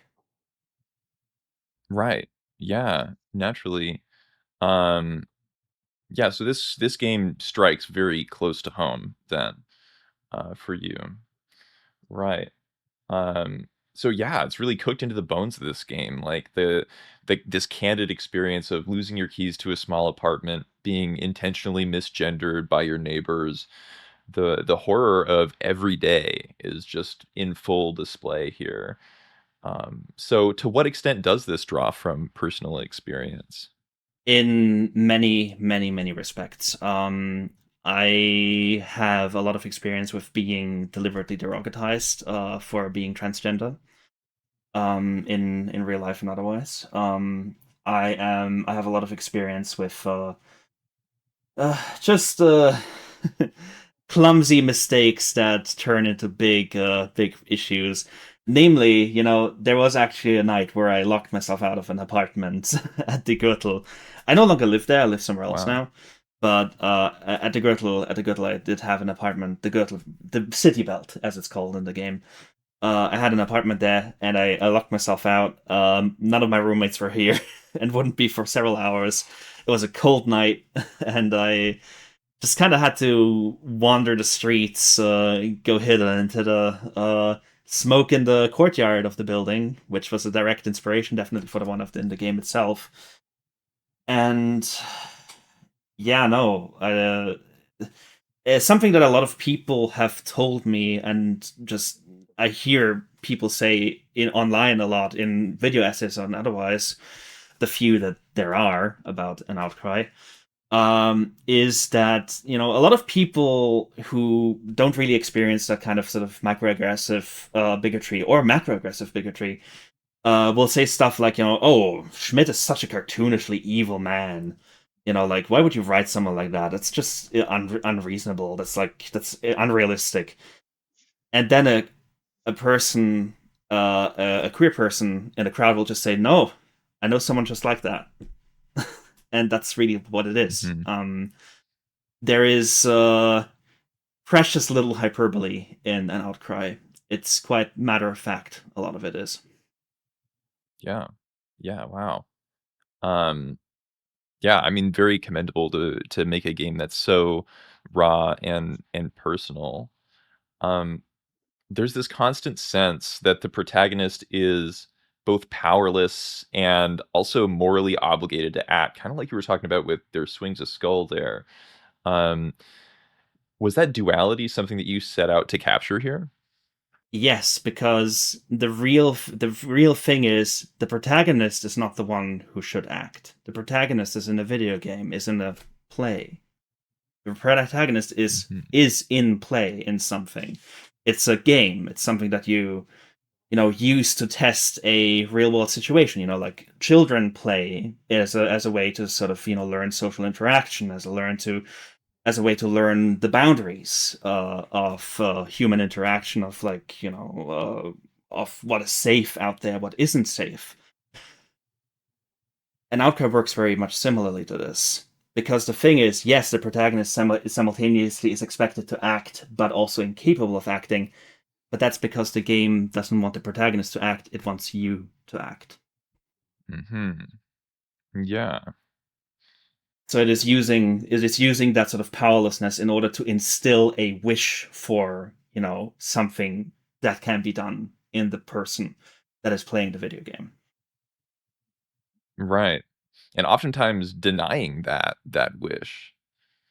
Yeah. That's really fascinating. So yeah, how did you decide when to let the player act and when not to? Well, could you actually tell me a concrete example that you're sort of thinking of in that respect? Um, Yeah, sure. Like, gosh, it's been longer since I've played an Outcry, but there's the moment where you sort of see, I believe it was the old man character and another character, and there was physical aggression, and you ah, can't really intervene Yeah. You can intervene, actually. Can you? Have you ever pressed B in that scene? No. Yes. There's this scene later on in that same route, in the follow route, where you sort of get into a space in between. You know, like you get into a space between the stages, literal stages of the game, Uh-huh. and you know, in that area, you're supposed to learn, you know, that through pressing X or C or on your controller B, you can refuse a choice. Oh. Okay. No Yeah, way. and That's that is crazy. all over the game. All over the That game, you can refuse expands choices the in scope of total. the game substantially. Okay. Wow. Well, the thing is, I don't blame you for not knowing about this. You do need it at some point to get through till the ending of that route, but that tutorial was not very well made on my part. I was still finding my footing a little bit as a designer, as a narrative designer, and just in general. And I think that tutorial, a lot of people went through that tutorial not picking up what I was trying to tell them to learn about the game's mechanics. But yes, throughout the entire game, both follow and ignore route, you can at a lot of choices, you can press X or C or B on the controller to refuse them outright and get something Oh, else. interesting. And Wow. in That that makes me physical want to go through altercation, the you can game again. refuse it, and Yeah, yeah. you should. You should. Yeah. Wow. Well, that's awesome. I mean, yeah, I mean that makes me I don't know. Yeah. I definitely got to go back because that sounds like this is a far greater piece of art than I even initially appraised. It's understandable thinking it's just kind of, you know, oh, how dare you didn't act? I didn't give you an option to act, but why didn't you act? You know, I get that that would be the takeaway from it otherwise. But no, you have the ability to act, and acting in this case is refusal. Right. Refusal to accept what is given to you. I love that. So then, yeah. I mean, so what came first for an Outcry? Was it this moment being locked out of your apartment, this the overwhelming feeling of dread in the political sphere? What was the impetus that got you started?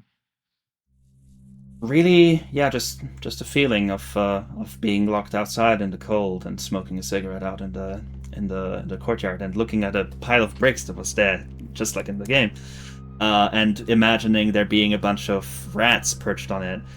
The antagonist of an Outcry switched a lot in development.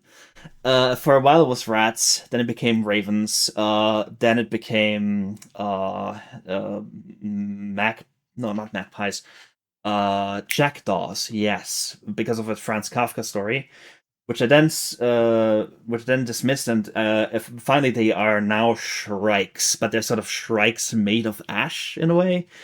It's all a little muddied, and that game has very significant, you know, design and art direction issues that, you know, were just because this was my first project where I had a solid like visual component ready. But yeah, Hmm. Hmm. point being, you know, that Yeah. was sort of that feeling was what came first.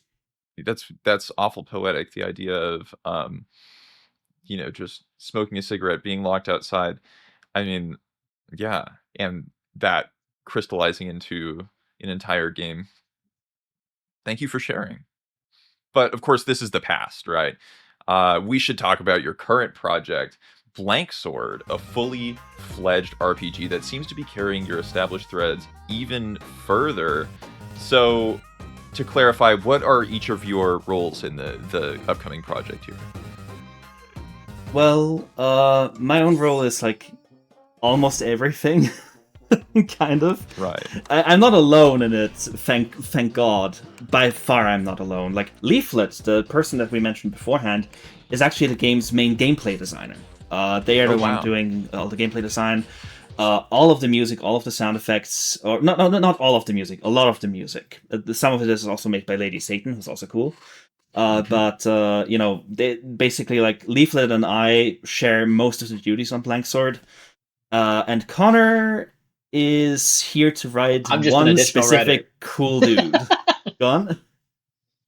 Yeah, I'm just an additional writer. There's one character that I did. Quinn was like, "Hey, can you help with this?" And I was like, "Yeah, that sounds like fun." Actually, I've been meaning to message her about. Uh, I think that there has been some outstanding writing on him waiting for me for like the last 6 months. So It should probably get has, on that. yes. Thank you. Right. I appreciate it, and I look forward to it. So you guys very much are in the depths of this project. You're in the middle of it. Yeah, and I mean, like Connor said, Connor is has very limited involvement. He's got his hands kind of full at the moment at work, if that's okay to say. Lots of stuff going on there. Yes. Yeah, Mhm. but and so he's really just here to write one very very kind, very himbo character in the video game. Here to additional writing and cheerleading. That's Yeah, awesome. and I appreciate both extremely. But yeah, no. The other writers on the writers that are more sort of solidly on the team are, aside from myself, Luca Fischer, whose first like big like video game project credit this is, and Phoebe Crowley, who is who is sort of started with screenwriting and is now sort of writing certain characters. Blanksword is a game with a lot of disparate, like sort of very different characters in it, because the game's world is also quite disparate. It has a lot of different flavors of areas. And as a result, so different writers often end up writing a specific character. Like it sort of tends to be that people write their own characters, which I'm told is kind of what it's like in the big industry as well, to an extent. Like not just in indie, but Yeah. yeah, If we have a bunch of characters, it's going to have to be handled by sort of randomly. yeah. But Wow. yeah. I hope that answered your question. I'm sorry, I might have meandered a bit. Yeah, that totally answers the question. I mean, I had no idea that that the characters were delegated so squarely to individual writers. That's just not something I would have expected. I mean, the whole Um, process, almost a little bit like how Connor described his work at Obsidian, the whole process is quite collaborative. We give each other a lot of mhm. feedback. We read each other's writing. When there's something that might not quite work, we tell the other person gently, like, "Hey, have you considered changing this and such?" Yeah, that sort of thing. Yeah, yeah, of course. So how did you decide to include complicated systems like RPG combat this time around? Well, an Outcry is an RPG, kind of. It's an RPG Maker Division free RPG, and it's very visibly that. I did have aspirations in an Outcry to create a system that would reflect the game's, um, core message of surviving combat and living to see another day, rather than necessarily all out violence, kill, kill, kill. In Blanksword, that's definitely quite different. The reason why these systems in Blanksword are supposed to be more complicated, more complex, is that Blanksword is a much more sizable game, and as a result, there needs to be a stronger engine, so to say, not as in game engine, but engine as in a drive for the player to go forward through it. There needs to be Mhm. more to grasp onto, more uh, intrigue to engage with other than story. Sure, mechanical interest. That makes sense. Yeah, Yeah. exactly. So you wanted to, tell a larger scale story, and thus you need a motivator for the player to make it through. Yeah. Yeah. So I mean, but this goes really deep, like there is this character customization where you can experiment with 15 plus brain parts with game-changing properties. That sounds like a lot. How do you keep these feelings substantial? Well, a myriad ways. The thing about brain parts is that they are very transformative of the entire world of the video game. There's a lot of dialogue, for one, that is only visible when you actually like have certain brain parts currently equipped.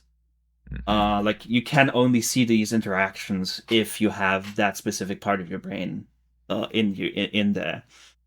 There's also a bunch of mechanical changes that happen with that. And basically in every facet of the video game. For example, there's a brain part called the pulsating stem, which actively makes Blank no longer need to use stamina to run, and also allows him to teleport a short distance. Which means that certain areas that were unavailable to him before are now available. So they work as Metroidvania. So there's a little bit almost, yeah, exactly. There's a little bit of Metroidvania to it as well as the roguelike loop. And there's also, and this also affects a little bit, stuff like the item inventory and such. In the case of, like, for example, a brain part intended for taste, you have a few more items at your disposal because you can sort of cook things for yourself in the combat and such. It's a quite intricate system, and every single one of these brain parts, or I think most of them, I think there's some certain ones that have big enough implications that they don't need that kind of thing, but the smaller ones also have a move set associated to them, with them, that sort of gets unlocked once you have them equipped, and when you've unlocked it, you sort of get you can find these moves in the opening, in the overworld, and use them and sort of find new playstyles that way.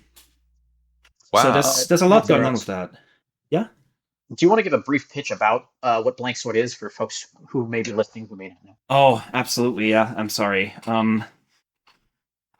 Blanksword is a roguelike RPG in which you play as a little dude who lives on the furthest island away from the rest of civilization, and one day suddenly gets a visit from a one-eyed stranger who hates him, and in one fell swoop pokes his entire brain out of his head.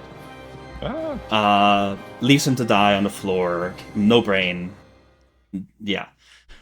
But whoever that little guy you are is, he's still alive. He gets up. He has no more brain, but he's still walking. He's still here. And that little guy, from that point on, is called Blank. And your mission is to sort of, what you have to do is you have to find the one who killed you, essentially. And you have to, sort of find out who you once were, and also, just find out a little more about this world that you're in, because it's a very strange world. A world that floats on a world of floating islands, all not superimposed. What would you call that? All suspended above a vast, near infinite seeming dead forest. So yeah, that's the. Hope I didn't steal your thunder there, Dean. But yeah, I figured that might be. No, of course not. Thank you for prompting that. That makes total sense. Wow. Yeah, you clearly are very passionate about the overall vision of this game. Yeah, just the vibrance of the imagery you describe. The confidence with which you talk about the combat and the roguelike mechanics. Yeah, if you think I'm confident about excited. it, you should see Leaflet. Oh my goodness. Yeah, Leaflet has a lot of ownership over that aspect of the game, and for very good reason. They've been doing an amazing job on it. Really? Yeah, so that's a lot of the gameplay systems comes from them, then. Yeah. Yes, absolutely. Yeah, almost all of them, in fact. They have written a 200-page document just of the game's design. Wow. It's pretty sizable. Some of this is there's some part of it that are still in production and such, but yeah, no, it's where did you find this talent? That's huge. Well, Leaflet and I had been working together a lot already. They were the one who did the music on Death Swings of Skullgrim Tidings and Death Swings of Skull. They did a lot of the music on an Outcry. Go ahead. Did you meet through the Haunted PS1? No, actually, we met through the Trans Game Dev server back in the day when I was first looking for a small team for an Outcry. yeah, we've been working together ever since. Blanksword has definitely been the most challenging project in that way, just because it's a much more demanding project, a bigger project, a Yeah. project made in a much more difficult to use engine, and a project with higher ambitions as well. But yeah, no, they've been doing an absolutely amazing job. The more their design shines through in our current systems, the cooler the game becomes. They just have a lot of instincts about how to design a engaging and fun and interesting system that I do not have. I know how to design a good story. I don't know how to design a good game, in Uh-huh. some respects, at least.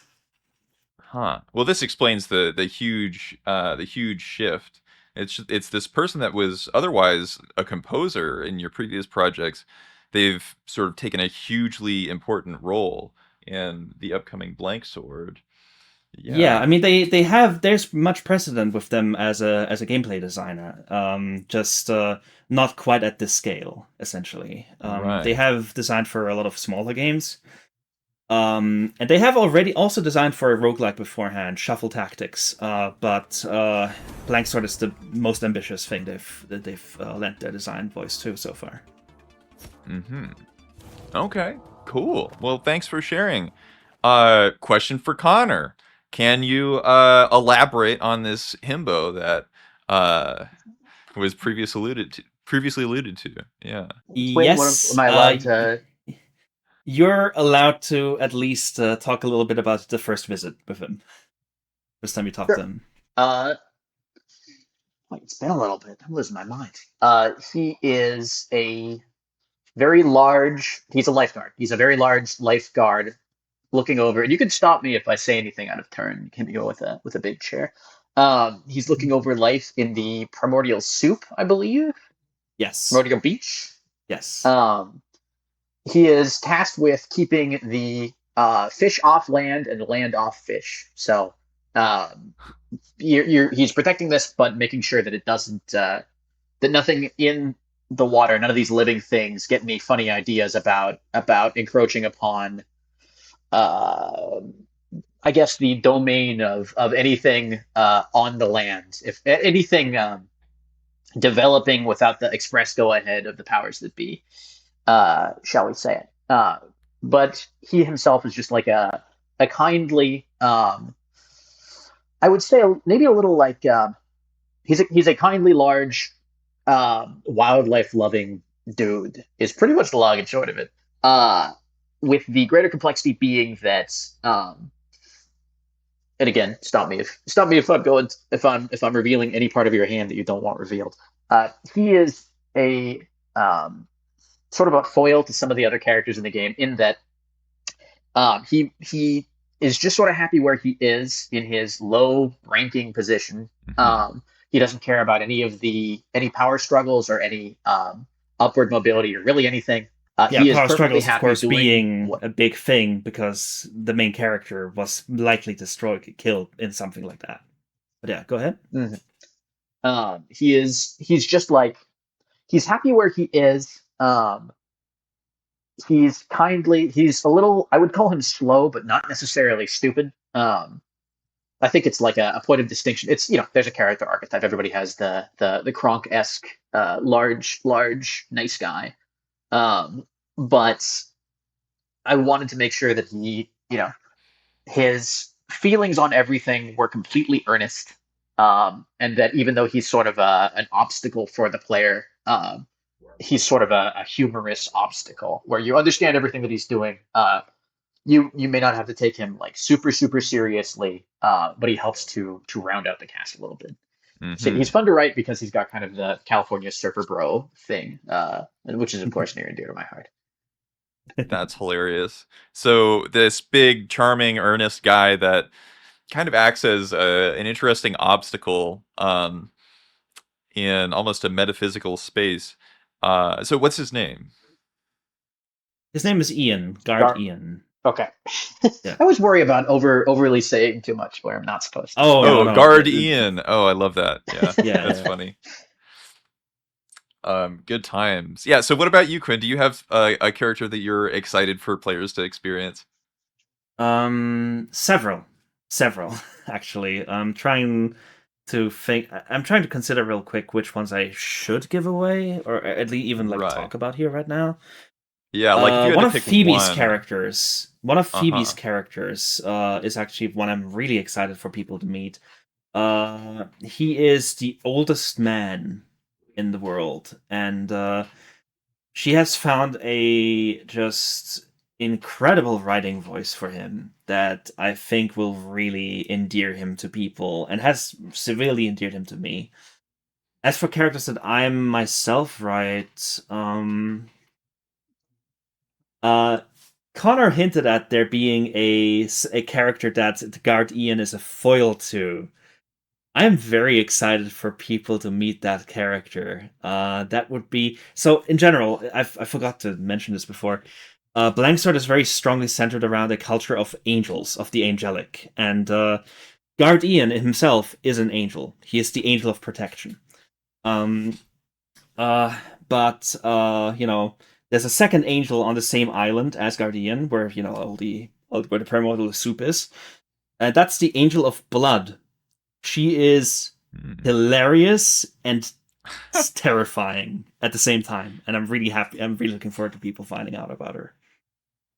I'll say I was not expecting the Angel of Blood to be hilarious, You'll see. but that's cool. Yeah, I'll see. Um, cool. So we've got some intrigue for the people interested there. Yeah, awesome, awesome, awesome.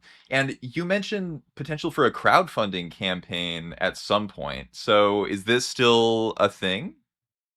That's we're sort of still exploring our options on that. That's not set in stone right now. Um, I see. Okay. but we absolutely are considered. We're very much considering it, and maybe there will be some news on that soon on which way we go. Right on. Right on. Okay, cool. Well, thanks so much for sharing some stuff about your new project. Thank you for I think a asking. lot, I of Yeah. course, yeah. It looks awesome, you know. It looks like definitely the type of game that we need more of these days. Um, and so yeah, I mean, like one thing that I think a lot of people are coming to this interview to hear about is Quinn famously translated off the official translation to English from French. How did you first discover this RPG Maker Classic? I first discovered it because someone I was dating when I was really young, like too young probably to be really dating, was from France and had herself played the French version of the game. And that way I sort of was in my hands and I played it. Because of the fact that I have French relatives, I knew enough French to understand the game back in those days. Hmm. This was, for the record, this was when I was 16, 15, 16, something like that. Like I was really young when I first Right. played that game. And it left an enormous impression on me. Uh, it kickstarted thoughts in my head that I'd been blissfully unaware of, and that have never gone away. In a way, thoughts on like on power, on on the nature of control, on if you wanted to be really highfalutin, those would be, but then also on emptiness, on what it means for nothing to exist. I remember that after I first finished off, it was my bedtime because I was still in school and all of that, and I went to bed and it was dark. I closed my eyes and I sort of saw these bedsheet ghosts in this black void just dancing about. Um, and I think the next thought in that same sort of like quiet, contemplative, and scary like lie down after I'd finished this arresting game. I would call off arresting. Its final impression Hmm. is so violent, violently and in your face. Um, the next thought really was just, I need to show this to my friends. More people need to see Right. this. And the only way to do that was probably translating it. Yes, yes. It needed to be in something that as many people as possible would understand the English language. Wow. Yeah, that's interesting. So this sense of just being personally very moved by this art, um, to completely translating it. Was there ever any communication with Mortis Ghost during or after the translation? Yes, actually, there is communication with him to this day. It's on and off. We don't talk regularly. He has other things going on, especially right now, of course, with the Mm-hmm. remake on its way. But yes, I did in fact send him an email way back in the day with the using the email address that was found in there that I could find in the README, and had him explain some things to me. He sent me some assets that a previous attempt at translating the game had created that never came to fruition. And I took those assets and I got to work. Right. Assets like a spreadsheet or some kind of No, software. no, no, no. RPG Maker 2003.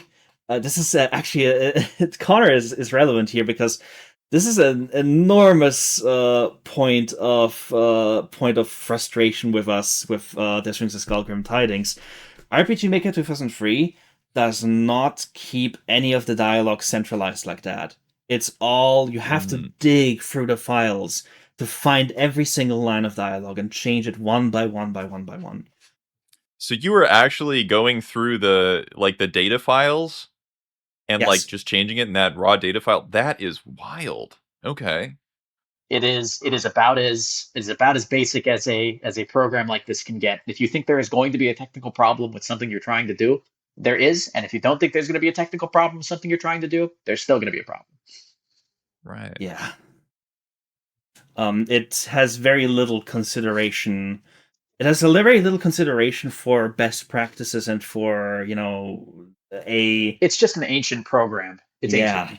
yeah, yeah. It's Yeah. ancient and it's really geared towards letting you make less than letting you make for money, letting you make something well, I guess. Hmm. Right. Yeah, interesting. So, yeah, needless to say, no easy spreadsheet, no way to import all this text. It was just Oh all yeah. done completely. Yeah, it was Uh, all done. I went through every single map. I went through every single common event. I went through every single tab in the database, and I found all the text and I translated it to English. And by the end, there was some that I missed that were people that were familiar with the original were just like, "Hey, where's that? Where'd that go?" And I'm just like, "Oh man." right. So the translation was decidedly a huge trial and error type Yeah. thing in a lot of Sorting through ways. the spaghetti noodle by noodle. Yeah. Yeah. Yeah. That's My a good way to goodness. put it. Yeah, thanks. Um, yeah, so gosh, I mean, it's become such a cult classic over the years. Did you expect it to resonate so deeply with people so widely? I did not, mainly because I did not expect to have much reach as a person. But I suppose even if I didn't, Starman.net did. Um, and it was on Starman.net that I posted the thread with the translation in it because like I said earlier, way early in the call, 2 hours ago, uh, the Mother 3 translation in 2008 was the thing that really made me realize, wait a moment, we can just do that.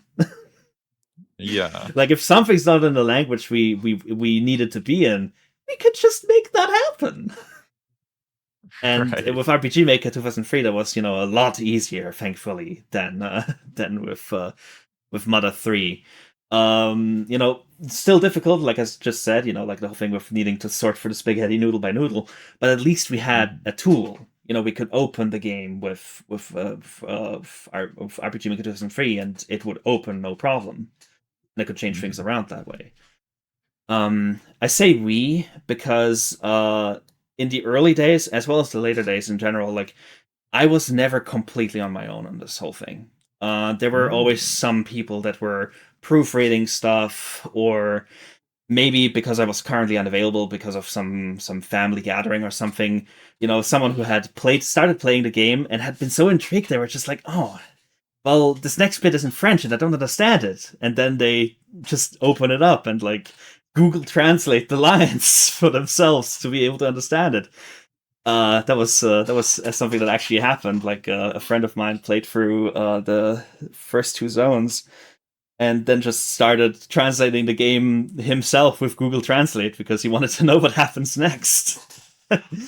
So yeah, Wow. I don't know. I might Yeah. have. So I might have it was a bit meandered of a bit. teamwork, but yeah, Yeah, like yeah. yeah, for sure. Gosh. So do you feel like your English version that you made with a few others helped to define Off's legacy? Uh, I wish I could be humble and say no, but yes, it must have by force because it was the version that people were playing. Was the version that people understood. And as a result, it colored the perception of it, so in good ways and bad ways on occasion. Because it's definitely the sort of thing where I'm not exactly the best person to have done it. I just did it. Um, I am not an English native speaker. I'm not a French native speaker. I'm a German native speaker.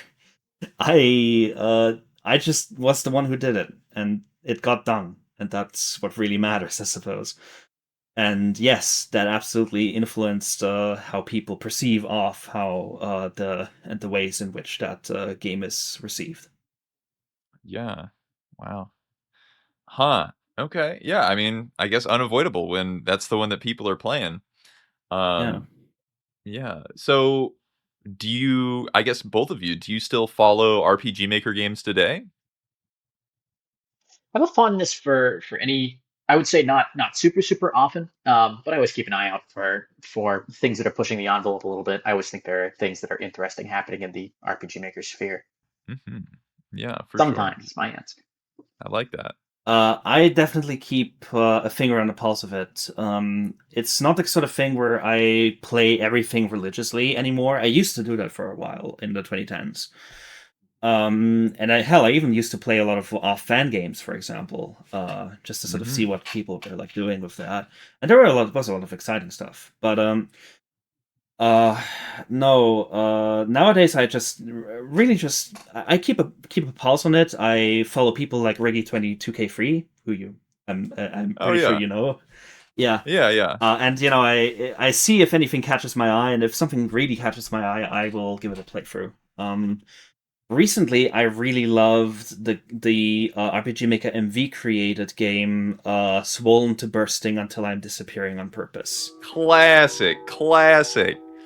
Oh my goodness, it takes the Yume Nikki fan game formula into such an interesting, untreaded territory. Yeah. Absolutely, yes. It's also very personal in a lot of ways. It's got a little bit of it has a it's there are a lot of things about it I really love, and one of them is also just superficially aesthetically, I really love that game. I think it does something Uh-huh. incredibly like strong with this 3D plugin that someone made. Was it Yanfly? I'm not sure if it was Yanfly or not. Hard to say. Yeah. Yanfly made a lot of those plugins, but maybe not that one. Yeah. Not sure anymore. Yeah. But yeah, Pretty it's sure MV3 was somebody else, but makes yeah, sense. Yeah, like yeah, gosh, I love Swollen and Bursting. That game is underrated for sure, for sure. And you were talking about the aesthetics, the opening of that game with the flying saucer and just like how well it syncs to the music and oh, oh, it's just such a great lo-fi thing they've yeah. got going. It's a I talked to the developer of that game a little bit and asked them like, "Hey, is this game really makes me think about my time in England when I went to Plymouth a lot?" And they were just like, "Yeah, it's about Plymouth. That's exactly the town I meant." I'm just like, "Oh man, I knew it." Wow, that's awesome. That sort of like intuition about it, and you were completely right. Um yeah, yeah. Swollen and Bursting. Holy cow. Um yeah. Great game. Great game. So, my final question before the fan questions: what's a game in each of your portfolios that more people should be playing? There's Should a I skull. go first? Yeah, there's Mrs. Skullgrim Tidings. Word, Definitely. underrated classic. Yeah. Yeah, I like the other games that I worked on. I loved working on their Swings of Skull. I think that's the closest to do something that I really think works that I've been part of. Okay. Cool. On my end, I guess I really would love people to play Crumbs. Crumbs is a free RPG Maker 2003 created game, the final one I made in that engine. And I think that Crumbs is simultaneously my most personal game, but also my most optimistic in a lot of ways. The ending of it is the sort of surge of the like surge of hope of the Swings of Skullgrim Tidings, but multiplied manyfold. I'm very proud of the ending of that game, and I wish more people had seen it. Right. Okay. Cool. Well, I guess we've got some homework then. Go and play Crumbs by Quinn It's K. free. It's free. It's free. Yeah. Gosh, well that's exciting. So, moving on to the fan questions then. Moving on to the fan questions. Derry, first from Indie Hell Zone, asks, do you have any other translation work, Quinn? Oh man, I really need to play. On the subject of RPG Maker games, I really need to play I Hate You, Please Suffer. Incredible Uh-huh. title. Really good, really good art. Incredibly, like, deeply written game from all I've seen, but I've not played it yet. Yeah, I it need seems to. like I there's need some to. buzz, like even in Yeah. like more gatekeepy critical spheres about that. So Yeah, yeah, yeah. I'm definitely intrigued. Yeah. But yeah, what got me interested in translating off, I already talked about that. It just really won me over as a game. Despite, Mhm. it's combat, like, off's combat in the old version was really not very good. In the remake, I like it a lot, the combat. I think they really smoothed that over, but yeah. Other translation work. Every so often I translate some poems I like, and then don't show that to anyone. I translate a lot of my own work from German to English, or from English to German, depending. Just because I want people to be able to read what I write, and both ways. Sometimes I need to like lower the ladder on that. And otherwise, I'd started a translation of another Mortis Ghost game, a small jam game called Duplo, but I never finished that, mostly because um, really just lack of drive, and also there were a lot of colloquialisms in that game that I found very challenging, because, and this is really the real answer to this question, I'm not a professional translator. These were all fan translations that then just became official. I am not a professional. I did it because someone needed to.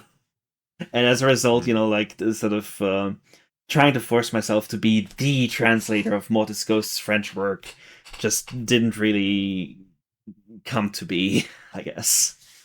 But Right. yeah, I have some things here and there, but nothing really substantive. Mhm.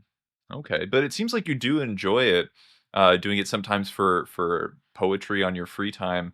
Yeah, Flower from the Dream Diary development Discord asks, what's your favorite thing about translating?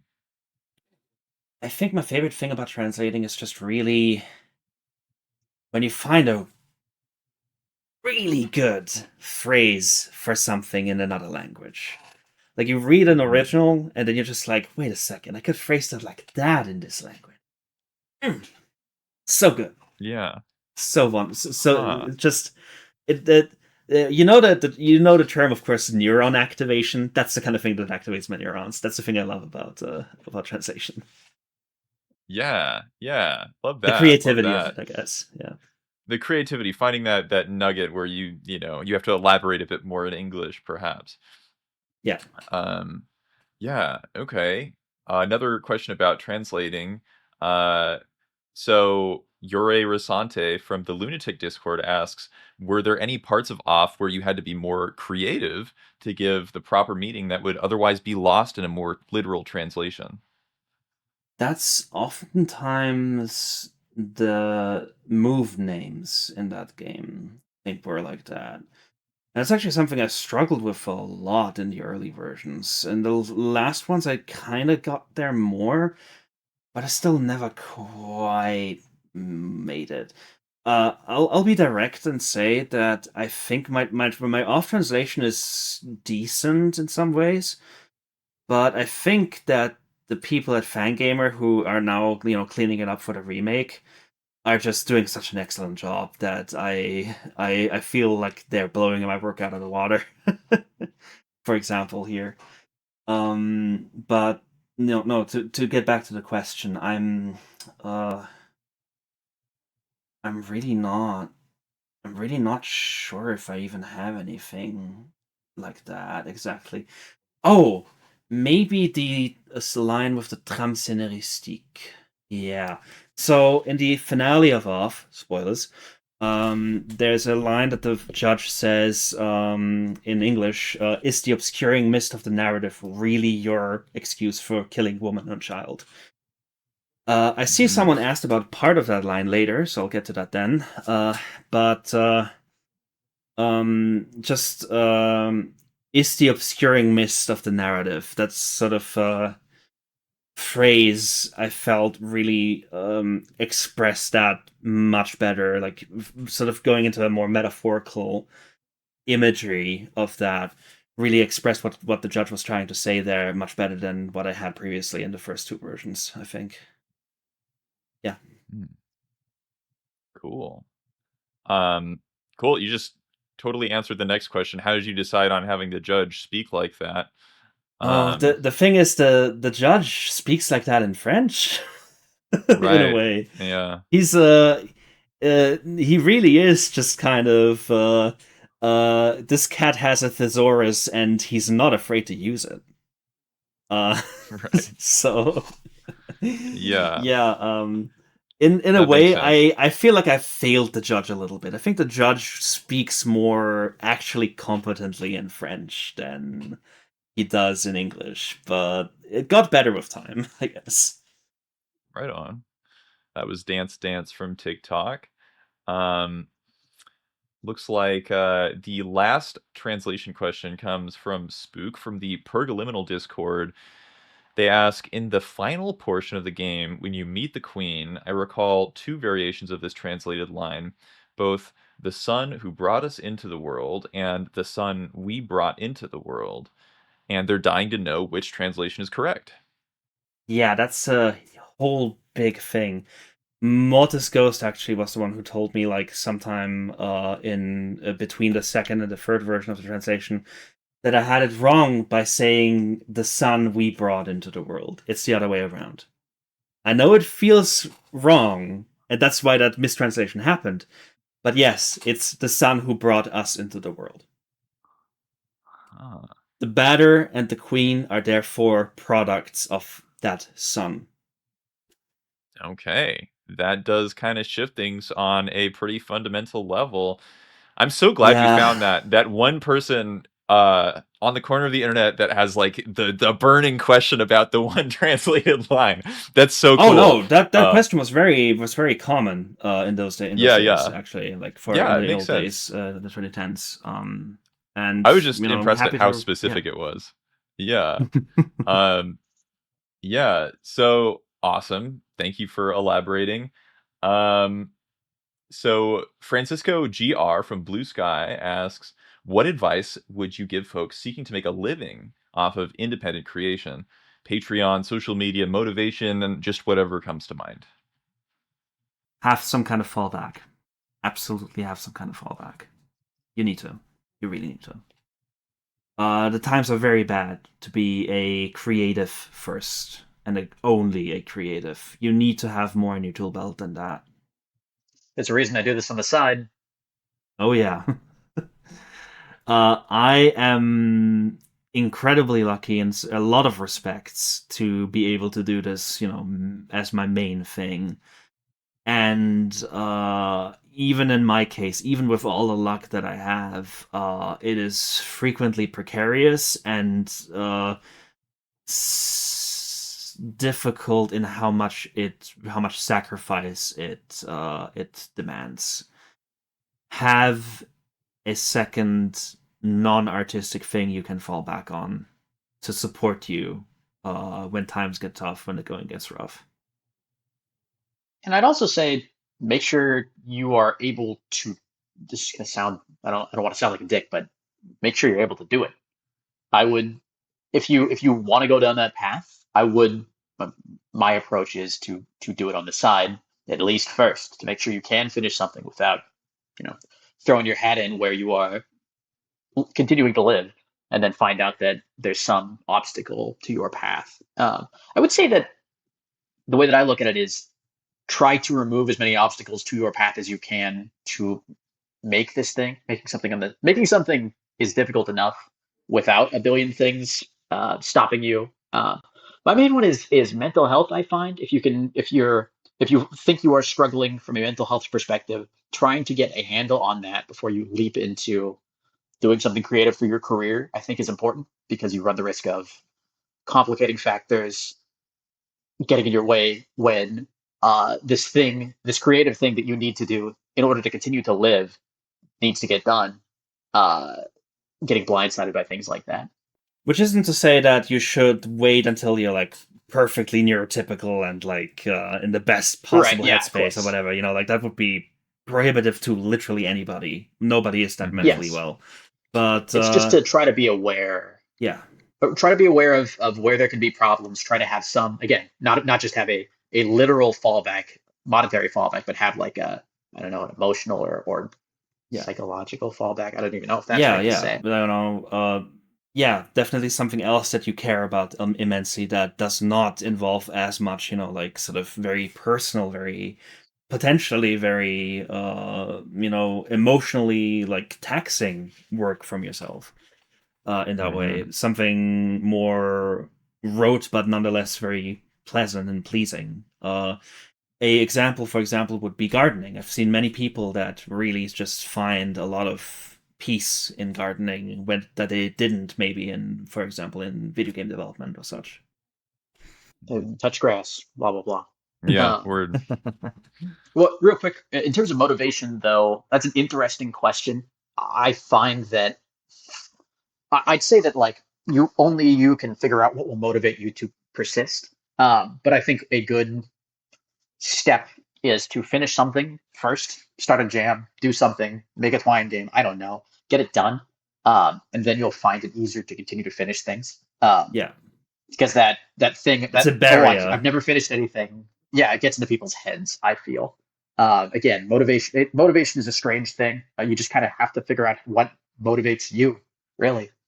And to that end of finishing something, I need to quickly butt in on that. Kill the perfectionist in your head, please, for the love of God, please. Like perfectionism does not finish a video game. It does not. Wow. I'll start. Ironically, for what I said earlier, where I'm like, get your mental health in order. Get your mental health in order, but don't let it prevent you from starting. I've met people who are like, I'll start when I'm ready. I'll start once I'm ready. You're ready now to start. Don't quit your day job over this when you're just starting out. These are all, again, it's like I don't have a step program for, here's where you should go see a therapist and here's where you should. No, you have to figure out what works for you. But just try to be aware of your own potential pitfalls and get something in there, get something done so it's not hanging over you. Yeah, word. Great advice. Yeah, holy cow. Maybe do some market research, try to ensure that what you're doing, if you're trying to make a living, is profitable. That's a good call up because neither Quinn nor I are perhaps the points to talk to about that. Right. On the side project I'm working on now, when my co-dev has been like, you understand we're not going to make any money from this, right? And I'm like, I don't care. And he's like, you're an idiot. You should care. And he's right. You should care. I have a crippling So- marketing allergy that keeps me. Don't we all? Don't I we just all? want to make funny, sad games. I don't want people to play them. Well, I don't want people to buy them. I want them to play them. Good times, good times. Cool. Very insightful answers. So, I'm not sure how to pronounce this, and I'll probably butcher it. So, Rigel Pay, is this somebody you guys know? Yeah. That is Phoebe Crowley, actually. That is one of the writers on Blanksword. Oh, okay, awesome. So then this topic is very topical to them. What do you keep in mind when distributing characters, their voices to other writers, Quinn? Were there ever characters you made but didn't write yourself for one reason or another? Guardian. Mm-hmm. Yeah. Oh, The main Guardian? reason I didn't write Guardian is that I just could not get his voice right, and that was one of the Sorry, major real reasons quick. why. Yeah. I'm sorry to interrupt. Guardian is a play on Guardian. Yes. Did you not know that? There are bugs in my head. No. He's the guardian angel. Yeah, he's Guardian. Wait, you're just are you telling me that I understood the pun before the writer of the character? That's pretty good. I don't want to Throwing talk about rocks it. at you. We're laughing. No, we're not. This is so embarrassing. I'm sorry. You may continue now. But yeah, Guardian pretty was good. definitely a major such character because turns out you're not that great at writing a Californian surfer dude if you've only been to California once for a week. Oh yeah, I naturally. think not writing what you know is important, but sometimes it's just like some things click with you and some things don't. Yeah. Right. Oh yeah. What was another character that I didn't write? But I didn't write myself for one reason or another.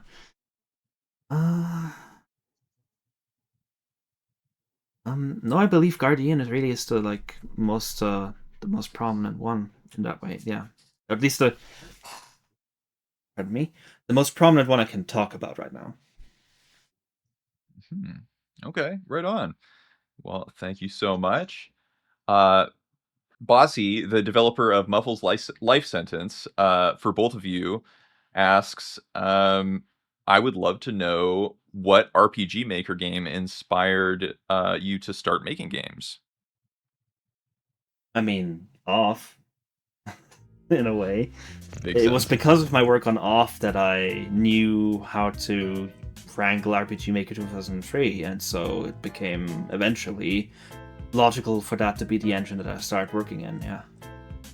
Right, that makes sense. I think To the Moon was the first like real indie narrative RPG Maker game that I played pretty young. I want to say, I don't remember when that came out. I probably played it in 2012, 2013.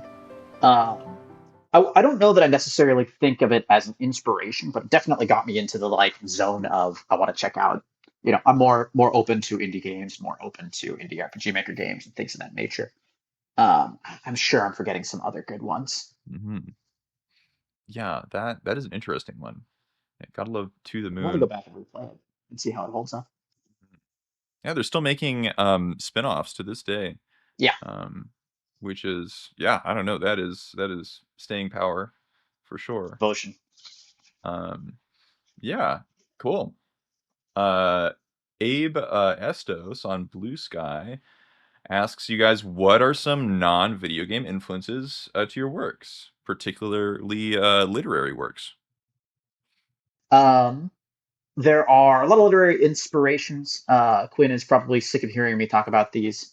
Ray Bradbury is my favorite writer. The mix of style and substance is near perfection. I don't know that I pulled directly from him necessarily, but I'm always thinking about it. Other writers that I like are I liked. I guess it's a little bit more random. I like certain Ken Kesey books. I like Sometimes a Great Notion a lot, even though I hope to never read it again. It's very stressful.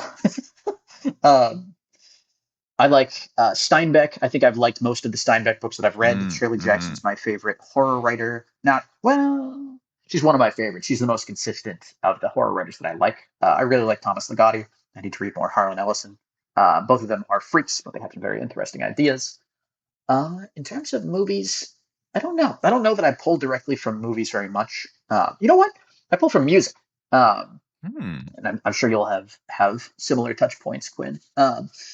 But I listen to a lot of like post rock music which is instrumental rock predominantly, but they'll have samples, very evocative names. There's Explosions in the Sky. Is one of the quintessential ones. I don't listen to them quite as much anymore. There's an album called All of a Sudden I Miss Everyone. I want to say is the correct name. And the album cover is like a guy on a boat in a flooded city. Again, just all very, very evocative. I think whenever I don't know what to do, I'll pull a song title. Or sometimes even when I do know what to do, I'll pull a song title and reference it somehow, or use it as a stand-in for a story name until I swap it out.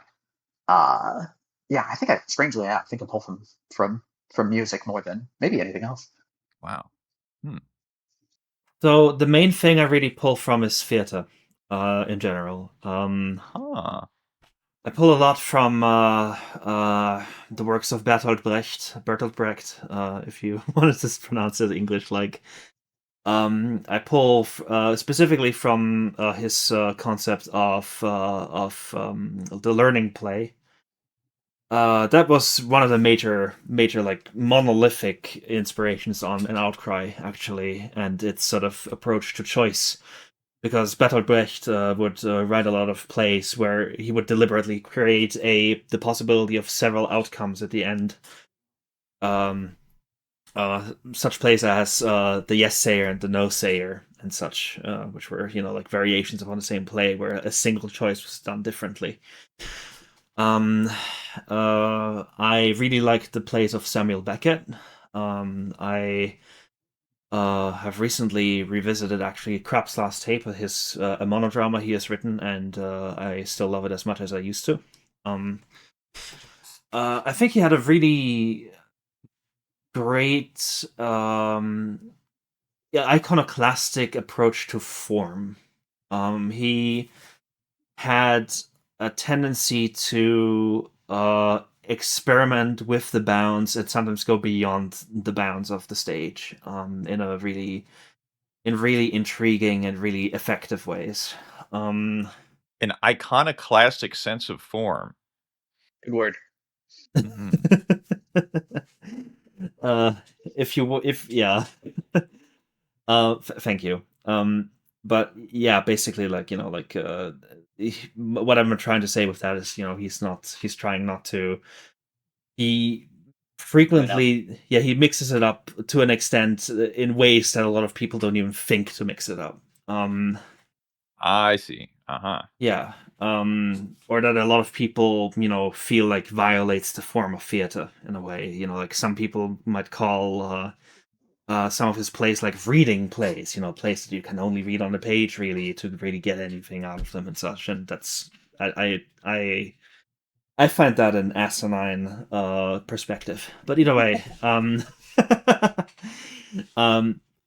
so outside of games, there was also the some works by Eugene O'Neill, the ones that I've read, are really quite influential on me as well.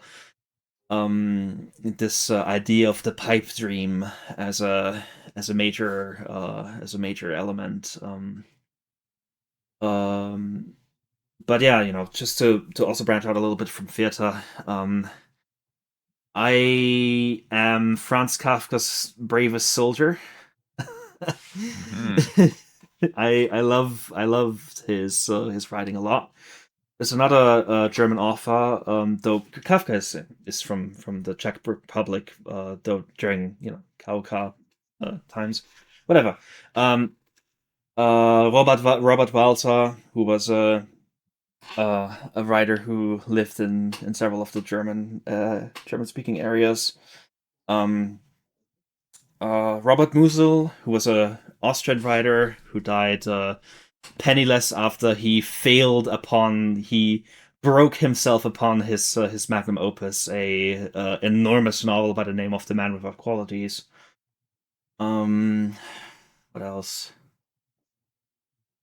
I'm looking at my little bookshelf, my big bookshelf stuff behind the screen here to see if there's anyone I'm missing.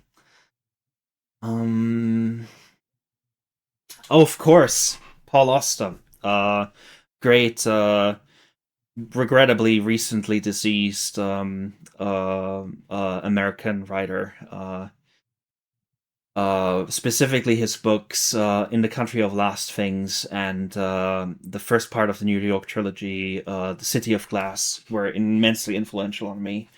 To the point that City of Glass is where I got my name. But yeah. Quinn has probably recommended I read City of Glass 200,000 times, and whatever she does, I ignore her and throw rocks and call her names. You do need to. City of Glass, you guys. Okay. Yeah. So, looks like Abe has a little bit of homework here. My goodness, if they really want to get the mustard on how Quinn's brain works, they're gonna have to read a ton of these great books. I'm sorry in advance. Yeah. It's very situated in where I grew up, like the German speaking area, and that's gonna be very challenging. Right. Because a lot of these things don't have a translation, I'm pretty sure. To have translations, I'm pretty sure. Which sucks, but... Cool. Well, I mean, thanks for sharing that unique perspective then. Definitely. Yeah. So Galactica, this great artist from my RPG Maker horror team, Semicolon, has a question for Connor. So when it comes to writing, the writing in There Swings a Skull, what would you consider to be your best lines? I saw that question and I was like, this is going to be a problem, isn't it? I'm going to give some fumbled, remembered lines, one that I pinned last night, and then I'm probably going to ask Quinn for help because I tend to rely on her her feedback in these types of situations. Is it cheating to say, oh, you have to tell me your favorite lines too? Perhaps, but I need the help. I like the way that I wrote Annatoli kind of overall, where you can see the bits and pieces. It's even the opening monologue I like, where he punctuates what he says with "I don't dream no more," because it's sort of representative of a crushed spirit, a spirit crushed, not like somebody crushed it, but it's just been broken down over the years. Some really great economy of words there. Yeah. Yeah, I liked doing that. I pinned the message last night. One of the last lines in the game from him is to Pyotr. This is sort of once again cheating because I'm just like, what lines were screenshot in the Discord and shared in 2022, the onset of years. Annatoli says to Pyotr, as the apartment is burning, I love you the way you are. Understand, there's nobody else I'd rather spend my final moments with. I wouldn't change a thing about you if it had stopped the world from burning. I read that and I was like, yay, that's good. That's a good series of lines. I can give you what I think are some of your best lines, if you want. Okay. Let's massage my ego, quick. I really love the lines, the mayor's lines in all of Annatoli's route. They're viciously focused, and once again, very economical with the words. The whole thing of like, if it asks you to pay. If it asks you to leave. If it asks you to carry a rifle, carry a rifle. Mm-hmm. It would be easy to see that your community might ask you to die for it, or I don't remember the exact wording anymore, but just that triplet, that crescendo of that was really effective. And then there's also just a really the poignant line of I have rescinded the previous PSA, cut it from your mind with a sharp blade. Yes. Yeah. Oh, that is a classic. That one hit me. I was like, what? It's possible to write like this? Like, what? I could... I appreciate it. Yeah, no, that's really great. Like, sharp blade. I could hear him talking is just like, it was another moment, like, where just the completeness of the artwork, the music, and the writing, sharp blade. Oh, great. Yeah. There's another line sure. by the mayor in Pyotr's route this time, which is in the finale where you're talking to him, that I must commend Connor for, because it's subtle. It's a subtle thing that really like struck me. At one point, let me see if I can really quickly like find this. It might be difficult to, but I'm gonna try. Um, he says like, um, when the perhaps another will take their place. I need to quickly find this. I'm so sorry that I'm taking a moment, but No like, worries. I um, appreciate you actually looking instead of me vibes. I don't know. I can't remember. vibe. I'll take this moment to say that I liked writing the janitor character. The janitor character is extremely mild. I like characters that are brusque, like he is. I especially like that after calling you names and calling you a little bitch, he instantly catches fire. It's the sort of horror balance that I don't always try to strike. Get back to me in like 10 years. I like doing that kind of thing. Maybe I Mhm. will. Maybe I will find my correct voice. And he also shows up, spoiler, at the end of the game. Uh, I liked the role that he fulfills because I like the idea of depicting God as an overworked, pissed off, but still somewhat kindly janitor. I found it. Found it. Oh, Okay. my dear Pyotr, those glasses, they are, you need them more than I thought. So short-sighted. So the train does not run today. So it does not run tomorrow. So it did not yesterday, or a week ago, or 2 weeks from now. So your neighbor does not drink today. So they weaken. So they crumple and die, their bones bleaching as their homes burn around them. Another will take their place. And for them, perhaps, the trains will run without cease, and the water will flow like wine. Times change. So, I like specifically the line, and the water will flow like wine, because it is an enormously revealing line from the mayor. Mm-hmm. It just in one fell swoop shows you how disconnected he is from anything humane. Mm-hmm. To him, Yeah. like wine is the water that flows. It is the more significant thing to drink to reference here than water. Yeah. Just speaking from just this immense singular privilege. Yeah. Yeah, Yeah. That's good Well, stuff. What a great reading too. Yeah. thank you. thank you for hunting that down, Quinn. No problem. Um yeah. So that was the last fan question. Gosh, it's been such a great interview. Do you guys have any shout outs? Anybody that you'd like to spotlight in this final portion?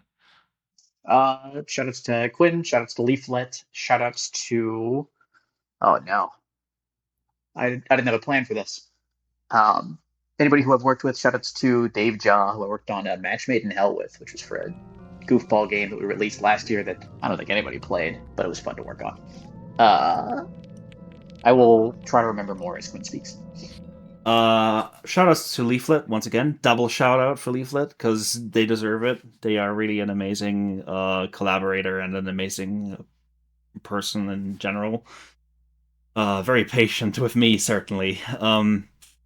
Shout outs to Kitet, who is one of the main artists that I've worked with on Blanksword and also worked with me on an Outcry. Shoutouts to Lady Satan, who is the second musician on Blanksword, and also had a major role in the third version of the translation for Off, actually, by doing some of the programming, as well as implementing a third gender option, third pronoun option for players. Huge. Shoutouts to Will Bowerman, who gave me a lot of my early programming help, a lot of the early programming help, and a lot of the confidence that I used to really start learning how to program in GameMaker, which is what I make games in now, that I'm no longer making them in RPG Maker 2003. And shoutouts to Connor, because Connor's awesome, and this has been 3 hours. This is the longest interview I've ever given. Shoutouts to you. Yeah. Dean. Well, thanks. Shoutouts to, real quick, I remembered a couple. Shoutouts to Z-Bill, and shoutouts to the rest of the Obsidian Outer Worlds 2 writing team. To Kelsey and Haley and Greg and Joe and our boss Leonard. I don't know if any of them will listen to this. I don't even know if I'm supposed to shout them out. I'm going to get in trouble. But they've made dealing with some of the complexities of work much simpler. Yeah, I dig it. What a privilege to speak with you guys. It's been so insightful. I feel like I've learned just an immense amount over the last 3 hours. And yeah, wonderful, wonderful, wonderful. You guys heard it first. Quinn K, Conor Walsh, have a good day.